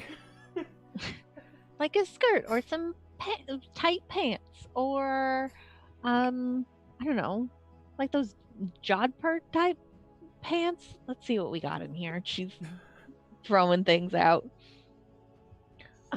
We've got skirts. We've got here. I think these all fit you. I think there's someone's old jean shorts. She hands them over. Easy to cut off. Left behind. Oh, for sure. Are they Oh, cut for off sure they're jorts? cut off. They're cut off jorts. Yes. What time of year is it? Is it warm out? Yeah, it's like autumn. Alright, I'll probably lose the tights then. Start rolling the tights down again. Just drops them and we're all like, oh. Okay, Elvis, enough. Yeah, Claudia's just looking up like, okay. You guys have seen so much of Elvis. Actually, I'm not putting them back on. This is denim. That's dangerous. Just put something on. She throws them at you. I put the tights back on. He's realised the problem with denim and things. Oh my god. I'm with it.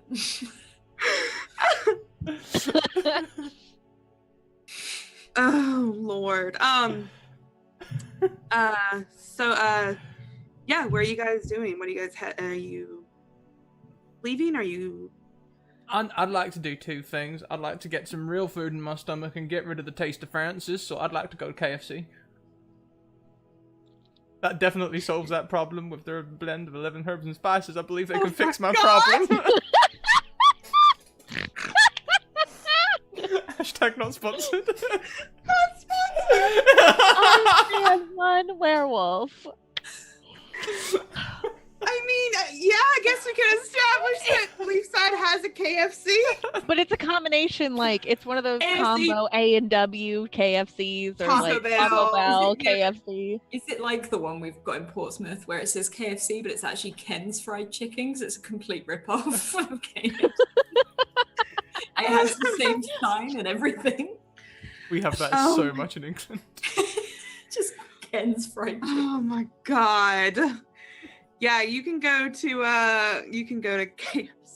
and I think like Claudia, you might be offended. You're like, my dad has a diner. We can literally go get food. She's not offended. She always eats the diner food, so like going to KFC is a treat. Oh, okay. Yeah, Sandy's like, yeah, I could eat get off my cable. It was like, yeah, I could eat KFC. Like, she won't taste any of it, but she's like, yeah, I could eat it. Yeah, you guys go to KFC to get brunch, lunch. Yeah.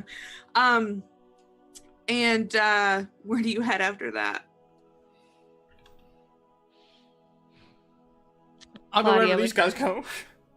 with her box of popcorn chicken for sure, and one hand on the wheel. I guess head to Quinn's, look for Chloe. I don't know where else to go. Yeah, you can head to Quinn's. It's no problem at all. And as you head to Quinn's, wait for Meg to get back. As you head to Quinn's, there's no cars in the driveway. It's sort of like the house looks empty and dark.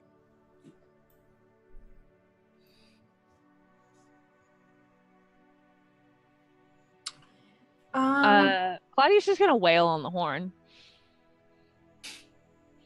I don't have time for this. Yeah, Sandy's still sat in the back, like she's just got some chicken in a bucket. Like she's just got like a bucket of chicken, and every now and then is just like passing some to Elvis. Well, bucket. Yeah, like if we're getting buckets, Elvis would definitely have his own bucket. He's hungry. Yeah. He just went through some We changes. have a bucket. He is hungry. Like Sandy can taste it, but otherwise it's not actually doing much. It's definitely one of the hot buckets as well. He's like, God. Yeah, there's no answer from the house. There's no movement or anything. In that case, Quinn is probably going to actually get out of the truck and just get out her house key and actually go inside, see if there's a note or anything in there. As you go to open Claudia's the door, following. For sure. you don't need to use the door's open. It's not locked. Huh. Okay. And she kind of, when she notices that, she kind of looks back at Claudia and then kind of cautiously opens the door and proceeds inside. You don't hear anything. The house just feels empty. Like you can just tell, there's no one here. But you don't sense that anyone's here. It's quiet. There's no one. As you walk through the foyer, you can look into the kitchen. There's no one there. No one's in the living room. There's no movement here. I mean, it's the weekend. Your parents should be home, but their cars are gone. Don't know where your sister is. Yeah, so Quinn is going to, I don't know, just check like maybe the kitchen or the entryway for a note, and if she doesn't see anything, just kind of, I don't know, maybe poke her head into like Chloe's room and her parents' room. You don't see anything in the kitchen. Don't see any notes or anything. Okay. But you poke your head into Chloe's room. It's dark. Do you turn on the lights or anything? Like it's darker than you remember.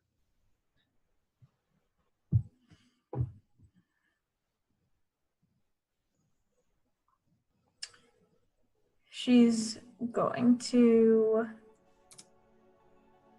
maybe kind of like walk in and poke around a little bit, but like, I don't know, it's kind of raising her hackles at this point. Like she's a little freaked You out. can't see anything. I mean, this room is completely dark. Okay. Claudia still has one of the lighters. I think she could flick the Yeah, lighter do on. do the lights work? Like if I flip Yeah, on the lights work. Yeah, if you turn the lights on, Oh. they work. Yeah. God, Walking walking around through in this the like dark. we're goddamn. Hey guys, let's Scooby-Doo this. I mean, if you turn, are you gonna turn the lights on in Chloe's room? Yes. As you turn the lights on, her room is destroyed. Clothes ripped out of the dresser. Her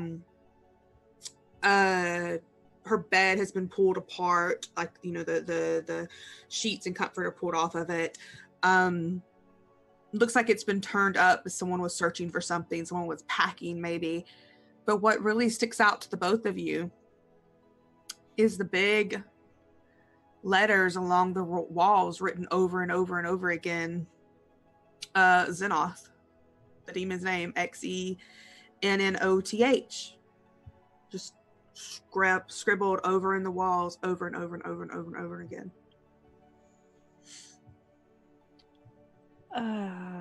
This looks bad. It looks pretty bad.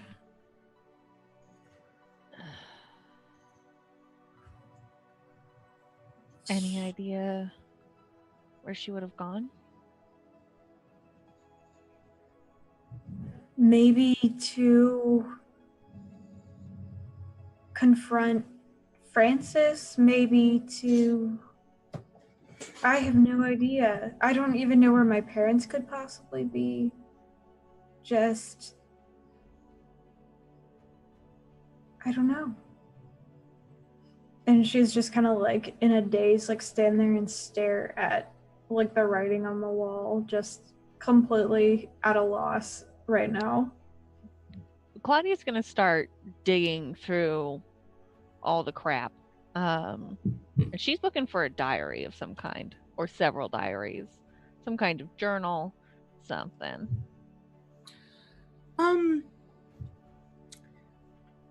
Yeah, you're not finding anything, not anything of use to you, honestly. What you are, what you're finding is like,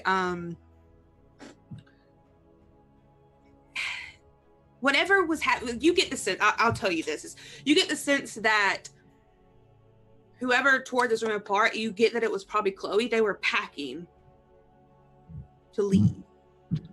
Oh, because there are things missing. That's what you get. There are things that are gone that probably should be there.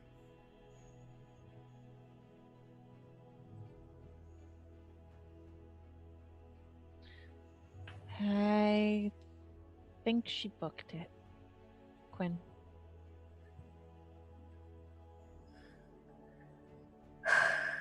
All right.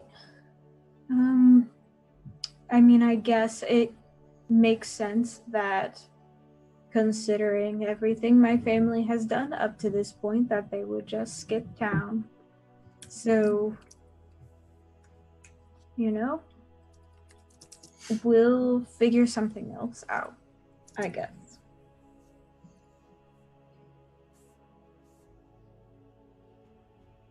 And she kind of, like, seems really upset, but, like, just walks out of the room like she's gonna go back to the truck.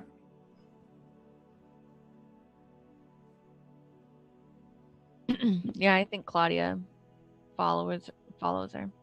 And she shoots off a text at the same time to Elliot. Where are you? We need to talk. You get back in the text message that that number isn't available.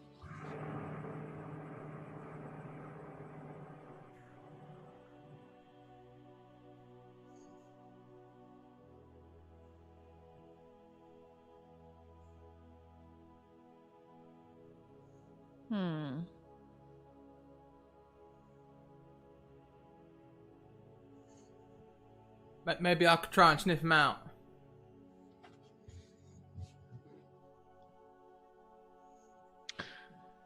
Actually, Elvis, Yep. that's not a half bad idea. Claudia's Really? running back into the house and grabbing like a shirt or something if there's anything in the closet or anything in the hamper. Of Chloe's. Yeah. Yeah, you can do that. Okay, she grabs a shirt. She she runs out. She throws it to Elvis. Okay, Elvis, fetch. Give it a good sniff.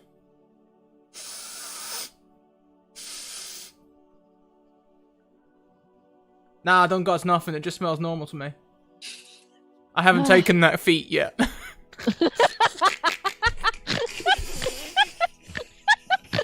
Yeah, I was just checking. You got a little too ahead of himself there. Well, I don't know how this works. I've only been in that werewolf 24 hours. Fall, and she rolls her eyes. Damn it, Elvis. I can't believe I thought that would actually work. Oh, It smells kind of nice, I guess. that was so fun. Whoever does your laundry does a good job. I'm gonna shoot off a text to Jake. Okay. Just saying, hey, have you seen Elliot? You get a text back that says, "Who is this?" Claudia. You just get a text back. You see the three, the three dots. Who?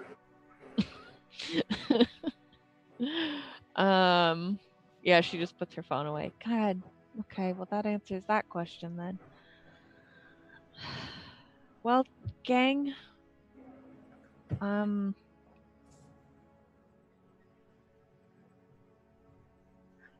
at a loss.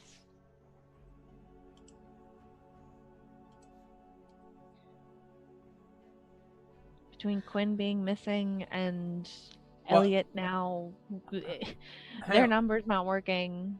Why don't we pull together what we know? I've found Francis twice. I can probably tell you pretty accurately what he tastes like, because even with all that KFC, I can still taste him. That doesn't probably help us much with the hunting. Yeah, I don't think I want to know.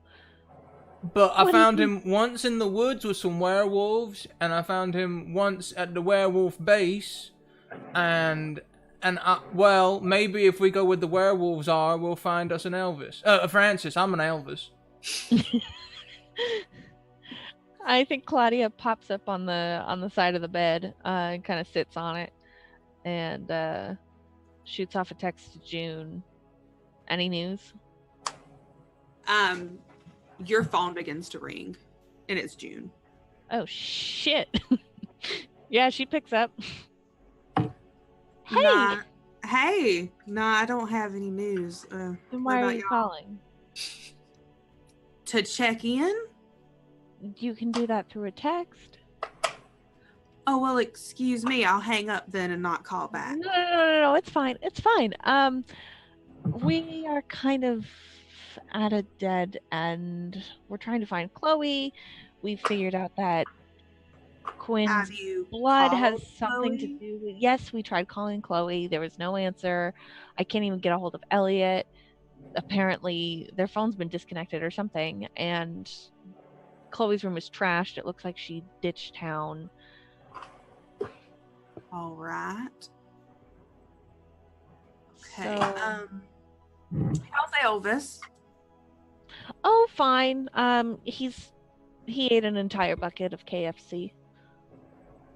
That's par for the course. Yeah, that's normal. Yeah. Does he need another one? How much does he need to eat? That's his call. I can't really make those choices for the boy. How much you should feed your dog? Do I need to keep him watered? I'd also like to point out Sandy's eating the same amount. Does Sandy feel full ever? Like, does she ever have that too full feeling, or could she just eat forever if she wanted? I think she's just never actually that hungry. Okay. Like, she just craves taste, not hunger.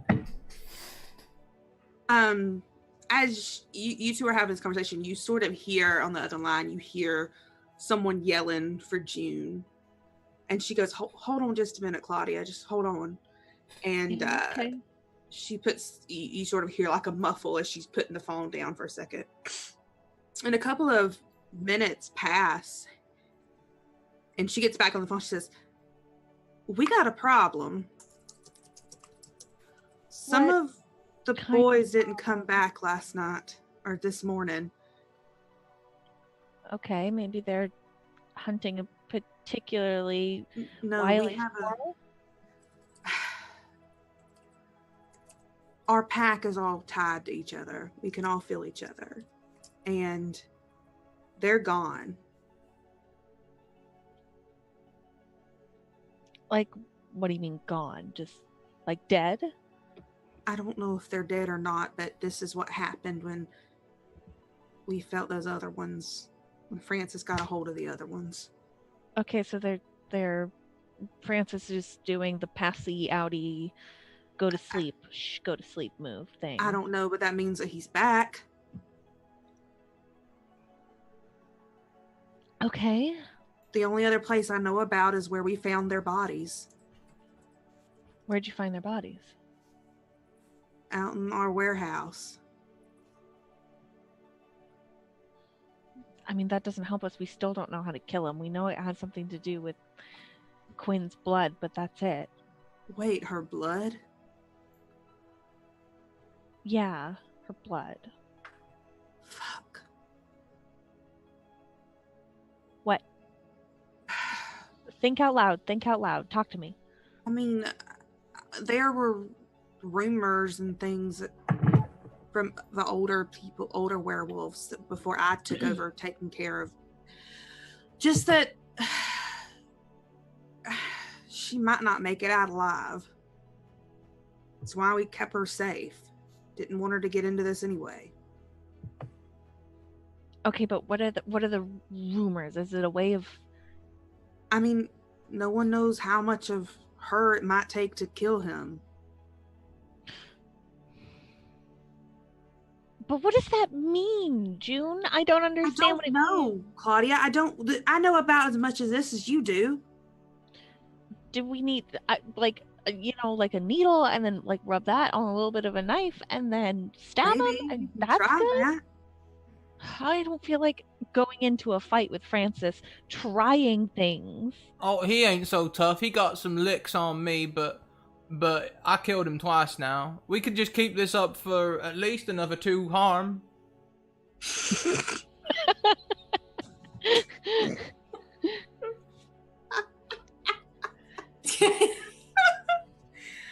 Listen, Claudia, I know that you're frustrated, and I am too, because Quinn doesn't. She shouldn't be involved in this. But she is. I mean, this whole thing revolves around her, and we can't keep her safe and also kill whatever it is that's coming after her. We can't do both because we need her. She's gonna have to tap into something inside of her. That's the only way. Do we need to bite Quinn and turn her into a werewolf? No. I'm just spitballing ideas here. Elvis, don't bite anyone. Quinn, do you know how to tap into anything inside of you?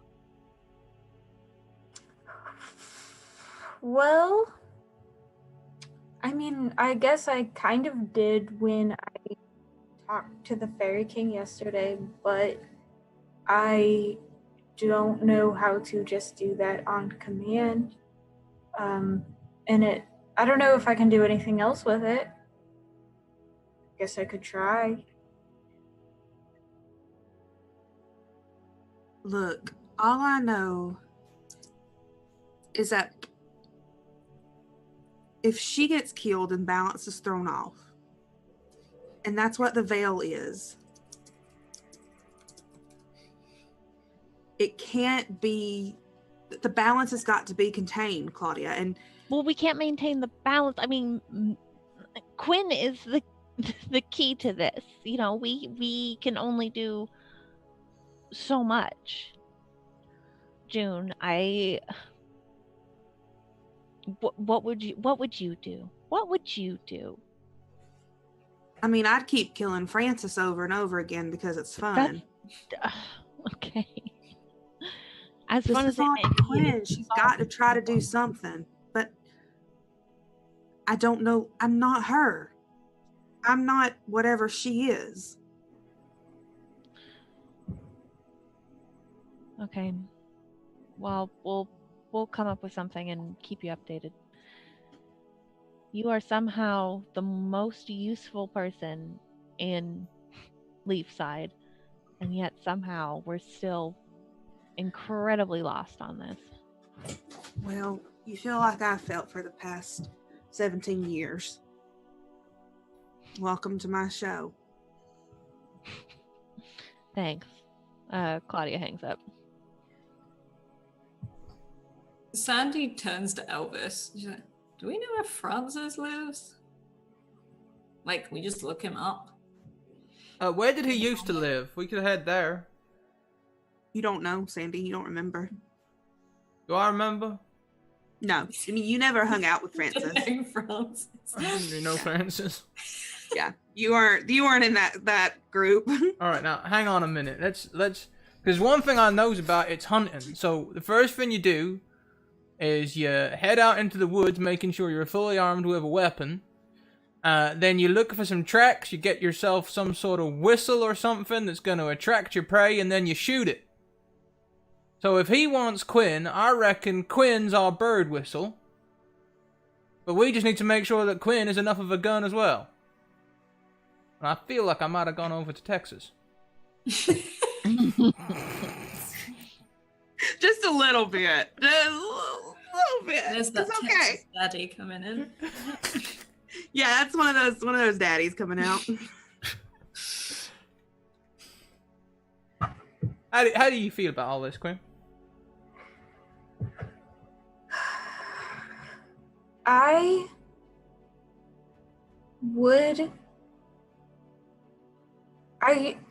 want to see this resolved, and not gonna lie, I'm pretty pissed off about everything that my family has done, everything that's going on with Francis, and I just want to figure it out. And if that means using myself as the nuke against this demon, like, fine. Maybe I can, I don't know, if worst comes to worst, maybe I can make myself go back to Aradia afterwards, because they said that, they told me that I'd be immortal if I stayed with them.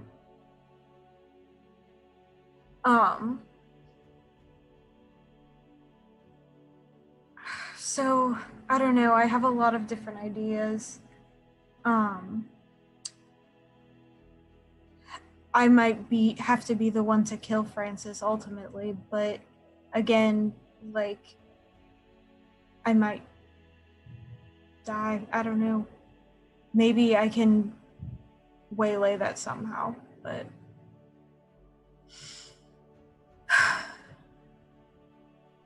and she's just kind of like lost in thought about it. Well, if you're gonna do this, we're gonna need some help. Yeah. Sandy, I know you're good with a stick, so we got that. Elvis, you and the other werewolves can maybe try to hold him down. Do not rely on them other werewolves. They're not good for shit in a fight. So far, I've seen 4 of them go against him, and every single one's been knocked down. I seem to be the only one that seems to know how to tear a throat out, and I've only been doing it a day.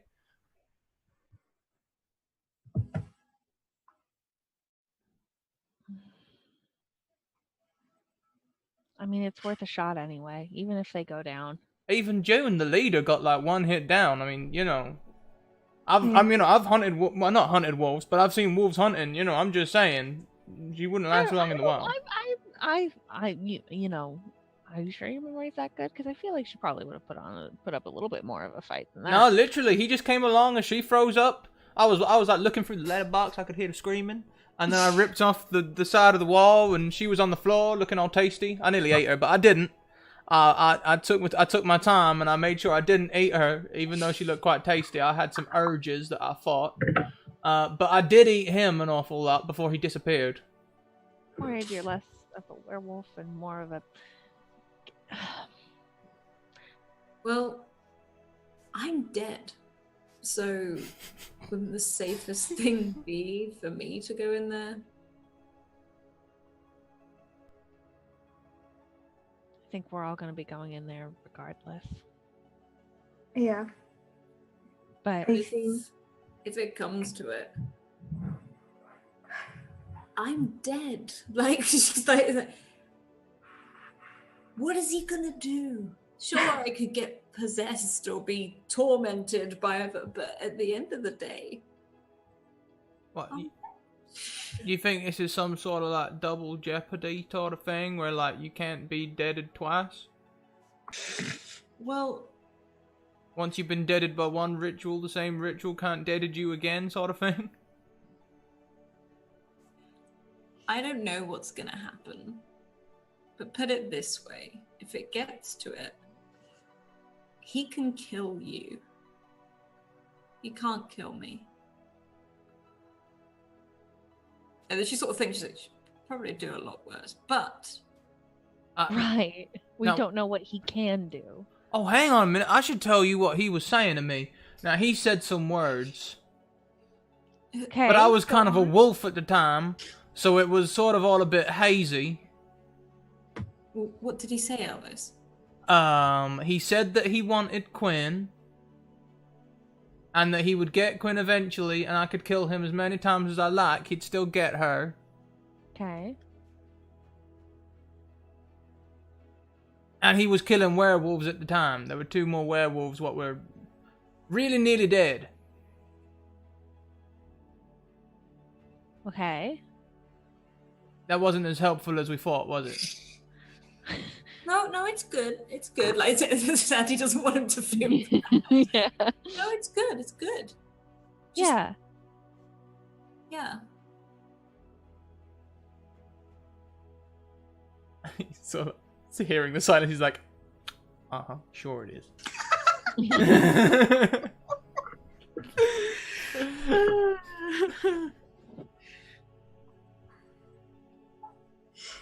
But yeah, Quinn is gonna speak up and be like, I mean, I think you guys can all help because I'm not a very strong person and I'm not particularly like graceful or sneaky or anything in any way. So if you guys distract him while I try to deal that last blow, whatever that entails, we could probably do that. One other thing we could do, now Sandy, is real nice that you got a stick, but what with that being a mortal weapon, I feel like you could get a bit of an upgrade. I got a shit ton of guns back at my place. God. Okay. Yeah. As long as I get to keep my axe. Technically, it's my shotgun? axe, but yeah, you can keep it. Yeah, Sandy's not really like. He's like, I'll give it back. It just. Yeah. Do you have a shotgun, Elvis? They're pretty much all shotguns. Most of them are the long double-barreled kind, you know, the hunting rifles. If I could have one of those, please. Well, friends, let's go get just like a bunch of guns. Now we're ready to fight demons.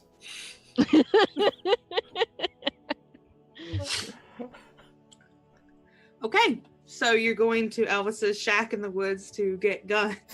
Now, I saw this in a movie once. We can use your stick. I'm gonna put a stick across the shotgun, so it's a cruiser shotgun. This is not a Tarantino film, Elvis. Yes, it is. Yes, it is. This is not From Dusk Till Dawn. It's not. It's not From Dusk Till Dawn. Technically, it's dawn. And where are you guys heading after that? At some point, I think while we're driving around and collecting stuff, I think Quinn is actually going to turn to Claudia and say, like, Claudia, this whole thing is going to be, like, really dangerous. And it's one of those things where like some of us could literally die doing this. Sorry, Sandy, we should Sandy. leave. Give them some time. Fair. You weren't in the pickup truck. You didn't hear what I heard. Let's just go outside and listen to the door. What Quinn is like, no. Anyway, what I was gonna say is maybe before we do this, you should go actually have that conversation with your dad. Elvis, I know you're listening. Stop it.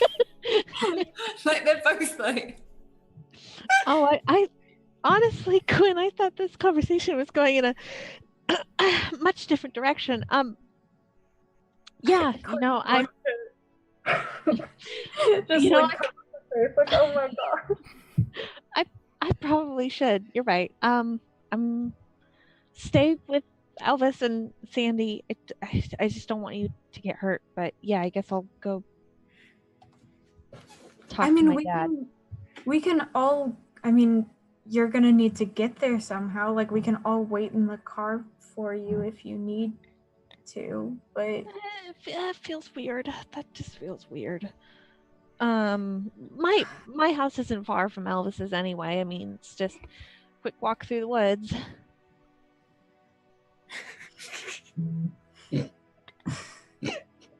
Sorry. I'll be back in a jiff. And she runs away.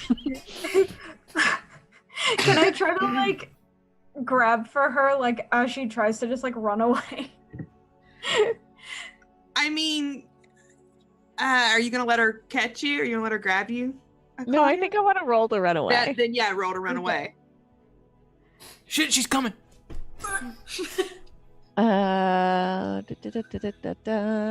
What They just is disappear. Volatile.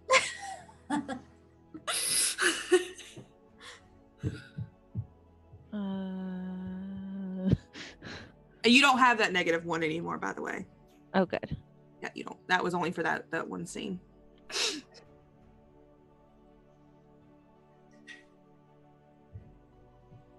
Holy Oh shit! yeah, you I'd like to use my you get away to a safe disappear. place. She is out of here.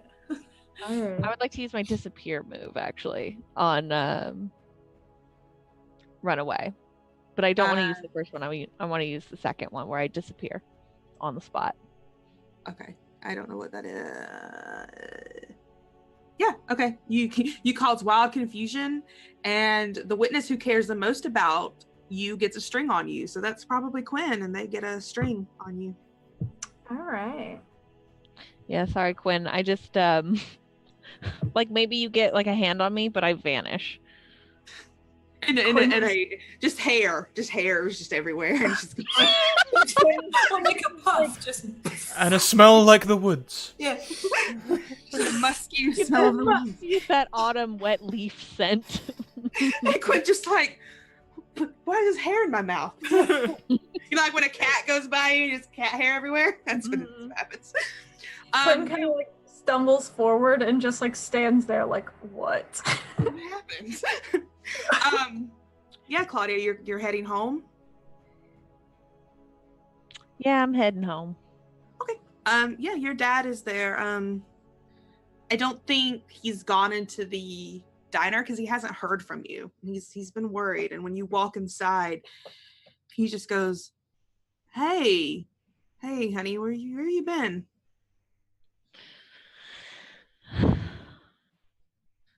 That's a big question, Dad.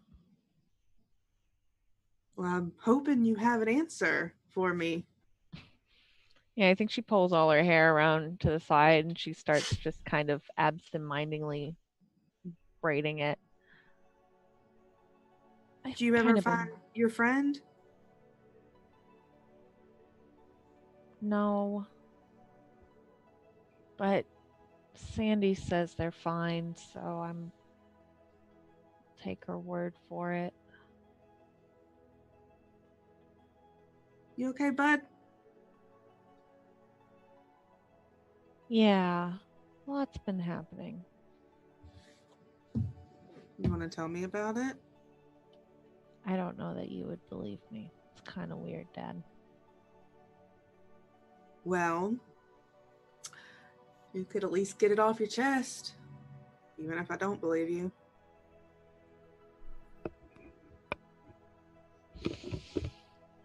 Well, apparently, 1 billion years ago, or whatever, it's not 1 billion, but it's some years ago,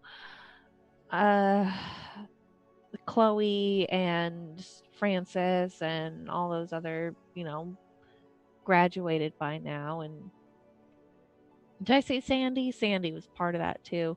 Tried to Okay. summon some kind of demon, and Sandy died. And then turns out the demon was there anyway, and now it's got Francis. But they promised Quinn to it, and Elvis is a werewolf, and I guess ate Francis twice, and then ate possibly other things. Tried to eat, June down at the trailer park. Tried to eat her too.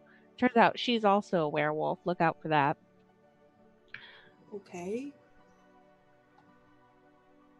I don't know who any of these people are, just so you know, just to be clear. Okay, well, that doesn't make any sense, Dad. Everyone goes to the diner. You know everyone. I mean, I pretend to. It's sort of just, Oh, Dad. a lot of people, Claudia. I'm actually kind of ashamed now. You try running a diner for as long as I have. The names just all run together.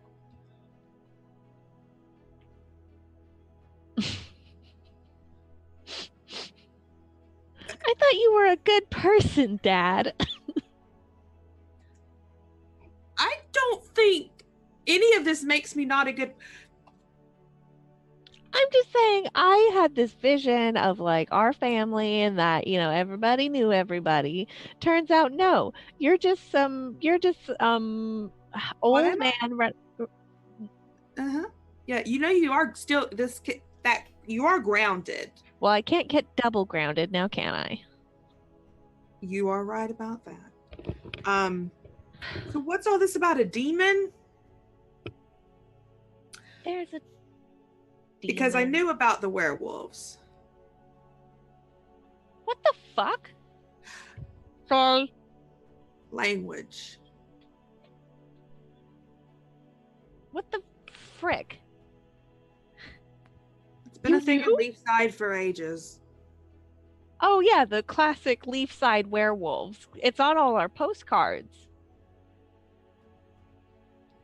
Sorry I didn't tell my daughter about dangerous werewolves. You didn't need to know. If they're dangerous.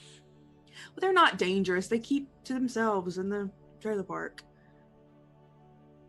I do know June. I lied to you about that one. I do know that name. She's nice. Okay, then She's what? not a good tipper though. That somehow doesn't surprise me, but she doesn't really need to be. What? Okay, so if you know about werewolves, then maybe you can answer this question for me. Maybe not try to lie this time. I wasn't really lying. Okay, what? What am I?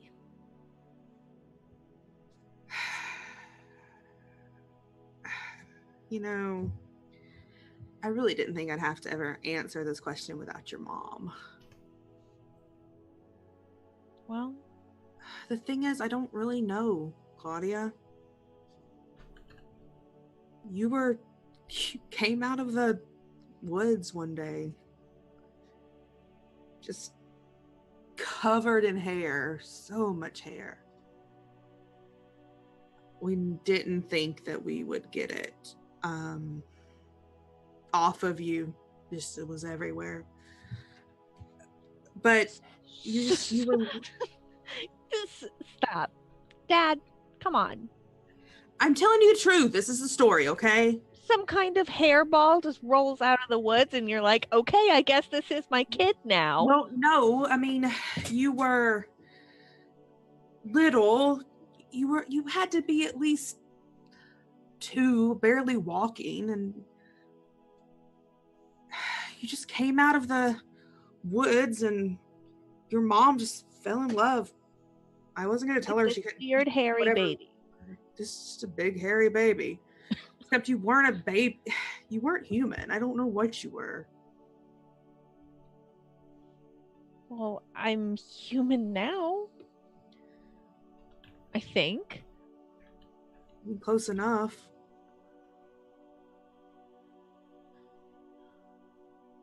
All that matters is you're my daughter. I don't really care about anything else.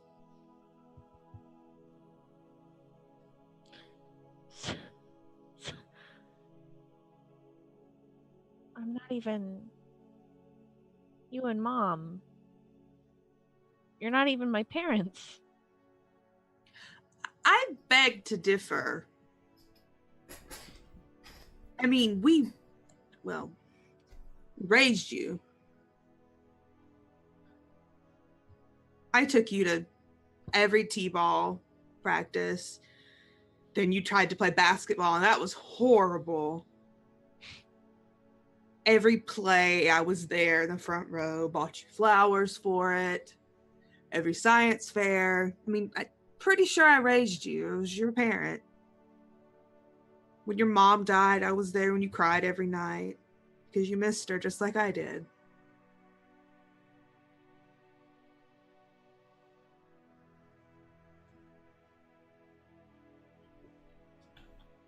Yeah. Still do.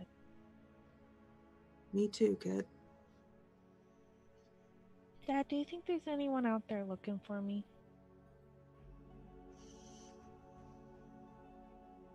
They probably would have found you by now. But if they were, I wouldn't give you up over my dead body. Just would be nice to know.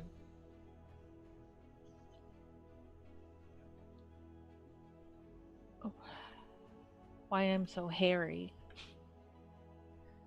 And why everybody thinks I have a weird smell. And why every time I run into some kind of supernatural creature, they don't know what I am, but I'm weird to them. I wish I had answers. Kid, I really do.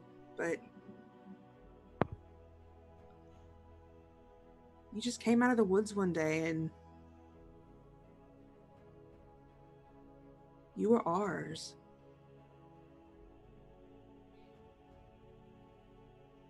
Didn't matter what you really were or weren't.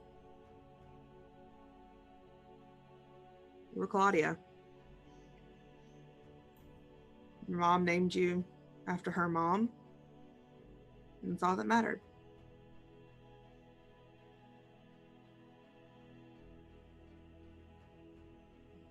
Yeah, I guess.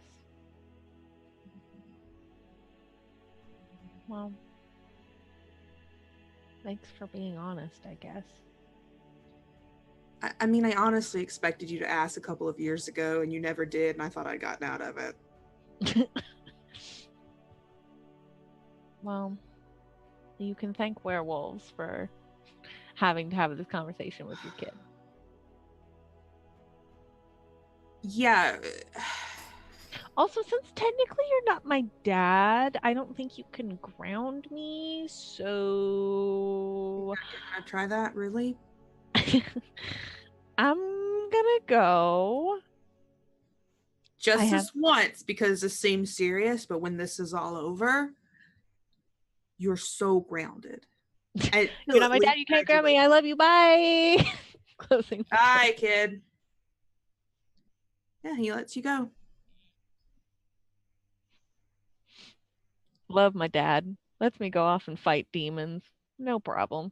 Good dad. Best dad. Best dads do. Best dad. Yeah, you head back to Elvis's shack. I assume you guys have been waiting for Claudia to get back. Now, I got tons of shells that you're only supposed to buy a few at a time, but I kind of stockpile them when I'm not hunting. I assume there's a law around here. I don't really know, but I'd hope so. Well, you wouldn't know in America, would you? No, hell no, I would not. Oh, I'm not going to get into that. Anyway, Yeah, Claudia, you come back and they are looking through this through these guns, these shotguns and these shotgun shells, getting ready to do whatever they're going to do. I'm gonna take a double barrel. I'm gonna do a very British and saw off the end. Because I have to. Yeah, I was about to say, do you have any sawn-off shotguns? I do now. Oh yeah, we have sawed-off shotguns here. Oh. We call them a I was shooter. gonna say, I'm pretty sure Elvis probably already has some. That's what I mean. I was asking, do you already have them? Yeah. I've got tons of them. Why not? Guns for days. Guns for days. What is your plan after you get all these guns? What's the plan, guys? I know what I can do. I know loads of people around town who owe me favors, right? Now we're fighting a demon. Yeah? Yeah. Well, I can go and get all of them people what owe me favors to gather together nearby the demon place, wherever that is, and sing hymns and carols and religious songs to put them at disadvantage. Carols? Well, demons don't like that, do they? Because they're all religious and stuff. I get the hymns, but not the carols. What are we gonna sing? Rocking around the Christmas tree and hope he comes okay. out of the demon cave.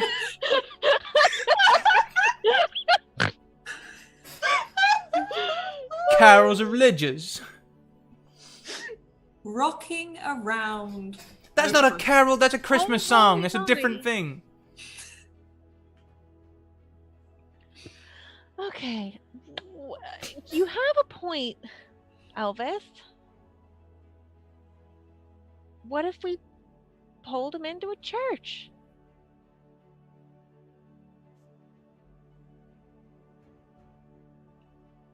Oh, I know. We could put it around town that we figured out a way to make Quinn safe from the demons.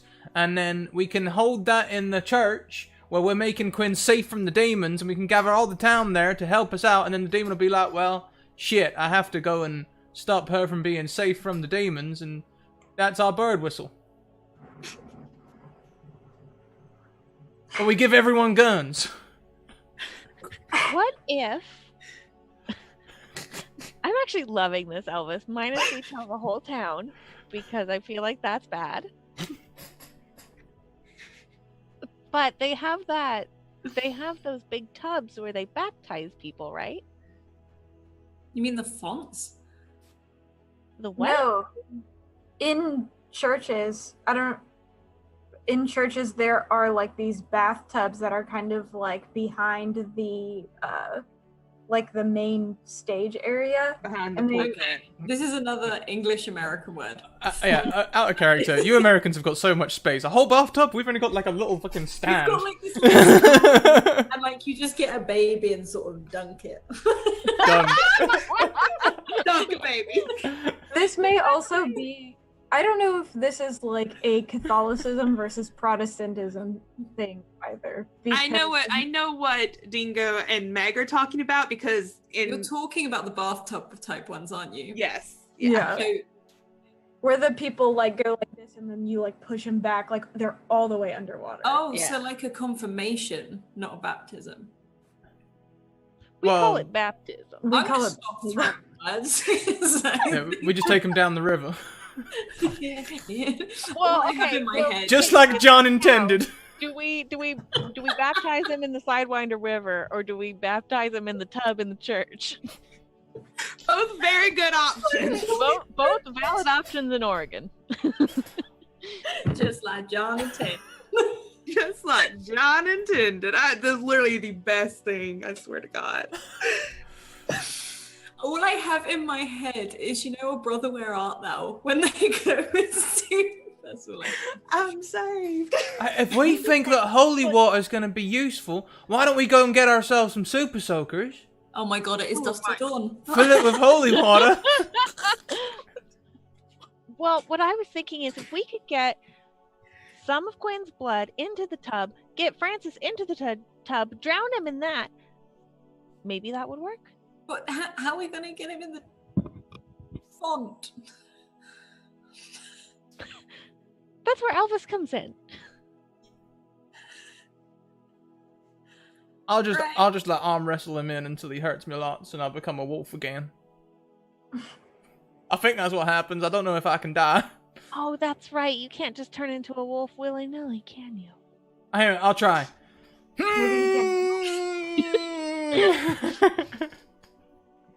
Well, I guess we could all shoot him in different directions, so it kind of just pushes him towards the tub and then knocks him into the tub. Do we all have that good of aim? It's a shotgun. You don't need good aim. Just get close enough. Just make sure that none of your friends are standing in front of you, and you're okay. Oh boy, this is. Claudia picks up one of the shotguns. This is a bad plan, you guys. You're all having this conversation, and Quinn, your phone rings. Even out this far in the woods, it don't have much service, but it rings. Okay. Look at the screen. It's your sister. Quinn goes, "Oh shit," and like kind of hits answer and like holds it up to her ear and is like, "Chloe, what the hell? Where are you?" It's breaking up. You don't have good service. But you just hear her. Sounds like she's crying. And all of a sudden, you hear this laugh in the background, and you recognize it as Francis's. And she says, in sort of, in between like crackle and, of bad service, "He's got me. I need your help." Where are you? At the school. Okay. And she hangs up. The phone line goes dead. Well, And, this is a trap if I've ever seen one. We can still make this work. One of us gets one of them ULC certificates off the internet to make us a religious person. We say some holy words over the swimming pool. Holy swimming pool. Your phone beeps again, Quinn, and it's a text message from Chloe this time. Okay. She's going to look at the text message. It's a photo, and it's a chemistry lab set up with your sister tied up. Looks like a sacrifice about to happen. And that's where we'll leave it this week. Until the finale next week. Freaking. I'm really sorry I wasn't laughing at that. I was laughing at holy swimming pool.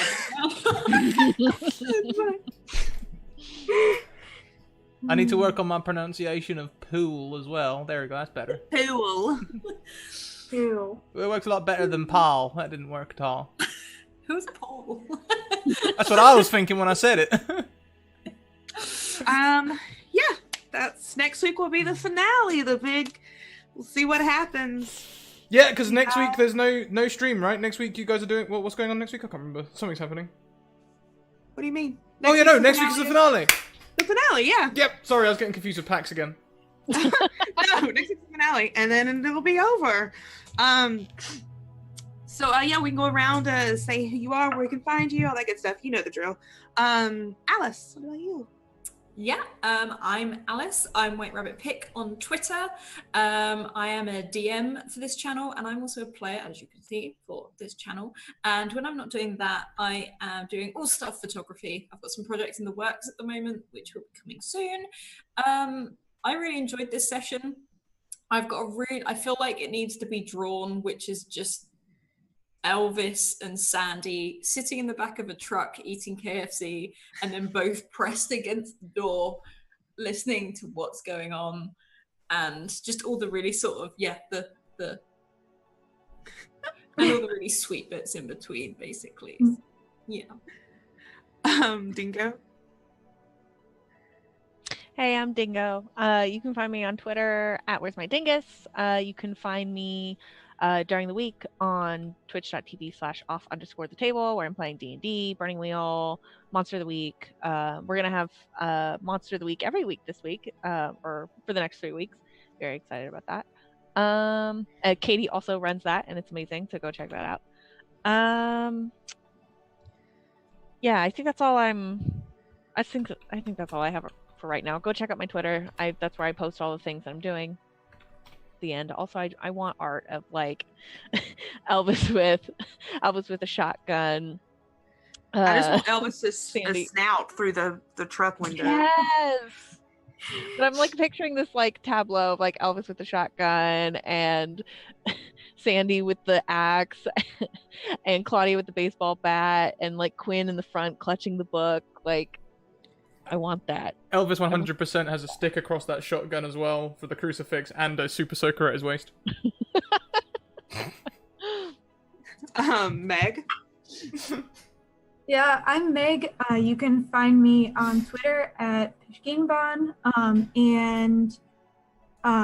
So I have been on this stream every Thursday so far this season, but we have one Thursday left. That's really exciting, and I'm going to be on next season, I believe, too. So that's fun.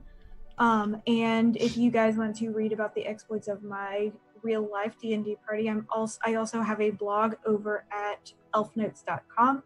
And as for this session, gosh, that was so much. But I really loved, if I had to pick a favorite scene, it would probably be the one where Quinn took Claudia to the fairy realm. That was fun. It was very pretty and cute. I liked It was cute. I'm Katie. You can find me on Twitter at KatieFace. I'm also on Off the Table on a lot of games there, from D&D to Urban Shadows to Burning Wheel. I run Monster of the Week there. I'm on the Greyhawk channel on Tuesday afternoons, and I'm here. Sorry, I have a hair in my mouth. You can find me for the next 3 Fridays, finishing up Monster of the Week over on Off the Table, where Dingo also plays the wonderful, sweet little spooky child who I love. This was so great. I can't believe it's about to end. It feels like it just started, so it's really weird, but I've loved having you guys. So Scrat, over to you. Oh, hi! I'm having a whale of a time. I think, my favorite moments have got to be just me sort of like pushing myself on Claudia and Quinn's lovely scenes. I'm sort of feel like I should be sorry, but I'm also simultaneously not. So, you know. Love you all. So what have we got? We've got social things, guys. Go and check out our social stuff. Go and check out our Discord. It's an inclusive, safe space where you can talk about TTRPGs and pretty much anything else. Everyone is welcome. Please come along. We also have YouTube where you can go and catch up to the rest of the season before the finale. So if you want to go and find them hold my beer moments and such, and find out how Elvis became a werewolf and how Claudia's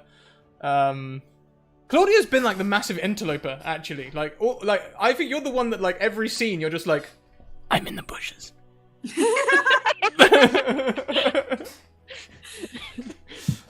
Yeah. Yep. And all the other wonderful things as well. I could go into detail about everyone, but I won't. Twitter, that's it. Go and check out Twitter, where you can DM me to get yourself into a game. As it happens, I have rapidly filled up our charity game for next week. I say charity game. We're supporting a friend's GoFundMe. So on the 8th, we'll be doing a 12-hour stream. Essentially, what's happened is their landlord has died. The landlord's kids are selling the house, which means they are being evicted at Christmas time, and they have 3 kids and stuff, and that kind of sucks, because it means the kids aren't going to get a Christmas, and they're going to be moving, and all that sort of shit. So we're helping them with their GoFundMe. It doesn't nearly cover all the costs, but hopefully we can help them out in some way this Christmas and help them have at least something. So we're doing that next week. I've already filled that, but if you send me a DM, I will certainly get you in one of the few games left between the 1st of January and the 4th of January, as they are also very quickly filling up. So that will be fun. And then there's next season as well. So if I run out of games, then there'll be next season where we've got 5 viewer games, which is like up to 15, 20, 24. I'm running one of them if you want to come play. Yeah. So, yeah, there's all sorts of things. We've nearly finished sorting out next season now. I'm sort of starting to commission all the artwork and everything like that. So Katie and all the other DMs, if any of them are listening in right now, be prepared for a bunch of demands from me as I'm like, I need this by this date. Like, because I'm the worst. Ugh, I hate demands. I know. I'm sorry. But I love dishing them out. I love character art, so... Patreon, guys, go and check out my Patreon. It's one of the best ways to support us. We get a significant percent of the funds that go to Patreon. We have exclusive content over there. We have non-exclusive content. So if you just want to go and check it out and see what your money's going towards, one of the things it goes towards is the articles that I commission, which are totally free, and they are about TTRPGs. So you can check those out. And also there's things on there like voice lines of certain characters I do. I haven't done an Elvis one yet. That might be the next one I do. Yes. I don't know what he'd say, but probably something about Something preparing- about his I got daddy. a lot of daddies. I got a Yeah. lot of daddies. Either that, or like, you know, maybe if someone wants a ringtone of Elvis's survival guide for a, you know, possible demon fight or something like that. That, or literally like the image of sticking the nose in and what you doing. If that's a text message alert, I'll have that. We also have merchandise. Go and check out our merch site. All of the Cyber Monday deals are off now, but you can still get a hold of a hoodie, a jumper, a book, or any of the other things that you need in your life with one of our logo hoodies on it. These books especially, the ring binders, the lined ring binders, they are perfect size for a 3-hour one-shot. And you can see, if you go through some of my past streams, when I actually do prep, I prep in these. Often I don't bother. What else have we got? We've got sponsors. We've got Bird and the Storm Publishing. Alice, hold up your mug. Which I feel like those people that show off cars. Yeah. They do merchandise mainly at the moment. They're going to be bringing content to us next year. But for the time being, if you buy any of their merch, it goes towards supporting the charity. They do different charities all the time. I think at the moment it's amazing. It's Jay and Bird. If you know those, Tall School and Bird versus Plane, wonderful people. Please support them. We also have Mage Hand Press. Mage Hand Press, who made the Dark Matter expansion in space for D&D 5e, amongst many other things. If that sounds interesting to you, go and check those out. Lots of fun to be had there. Now, today, we are going to find the tab that I had open somewhere. I didn't open it. Pro streamer, hi. Today, we are going to go across and we're going to pay a little raid to Mini Terrain Domain, who are currently playing some Dungeons and Dragons. Which should be fun. I don't have a preview, so I don't know what's going on in there at the moment. I'm watching a Prime advert because Prime sucks these days. The worst. Why? Why do they do that? Because Jeff Bezos is the worst. Yeah, it seems that way. So let's have a big old werewolf party back there. It seems to be our raid cry. Thank you very much, Potato Hollow. Please spam that in chat when we get across.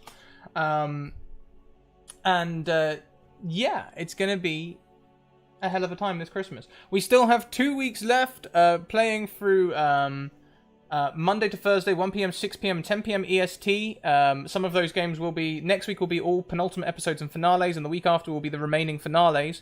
And I'll be filling in the extra time slots with some other streams as well. Mainly because, as you can see below us, our monthly cost goal, we're all behind this month and I'm sweating.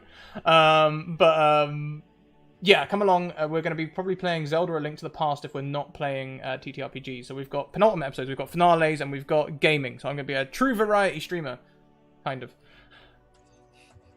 That's everything. So we're going to head on over now, guys. Remember to spam that raid cry. Keep on evoking emotions, and we will see you next time. Bye.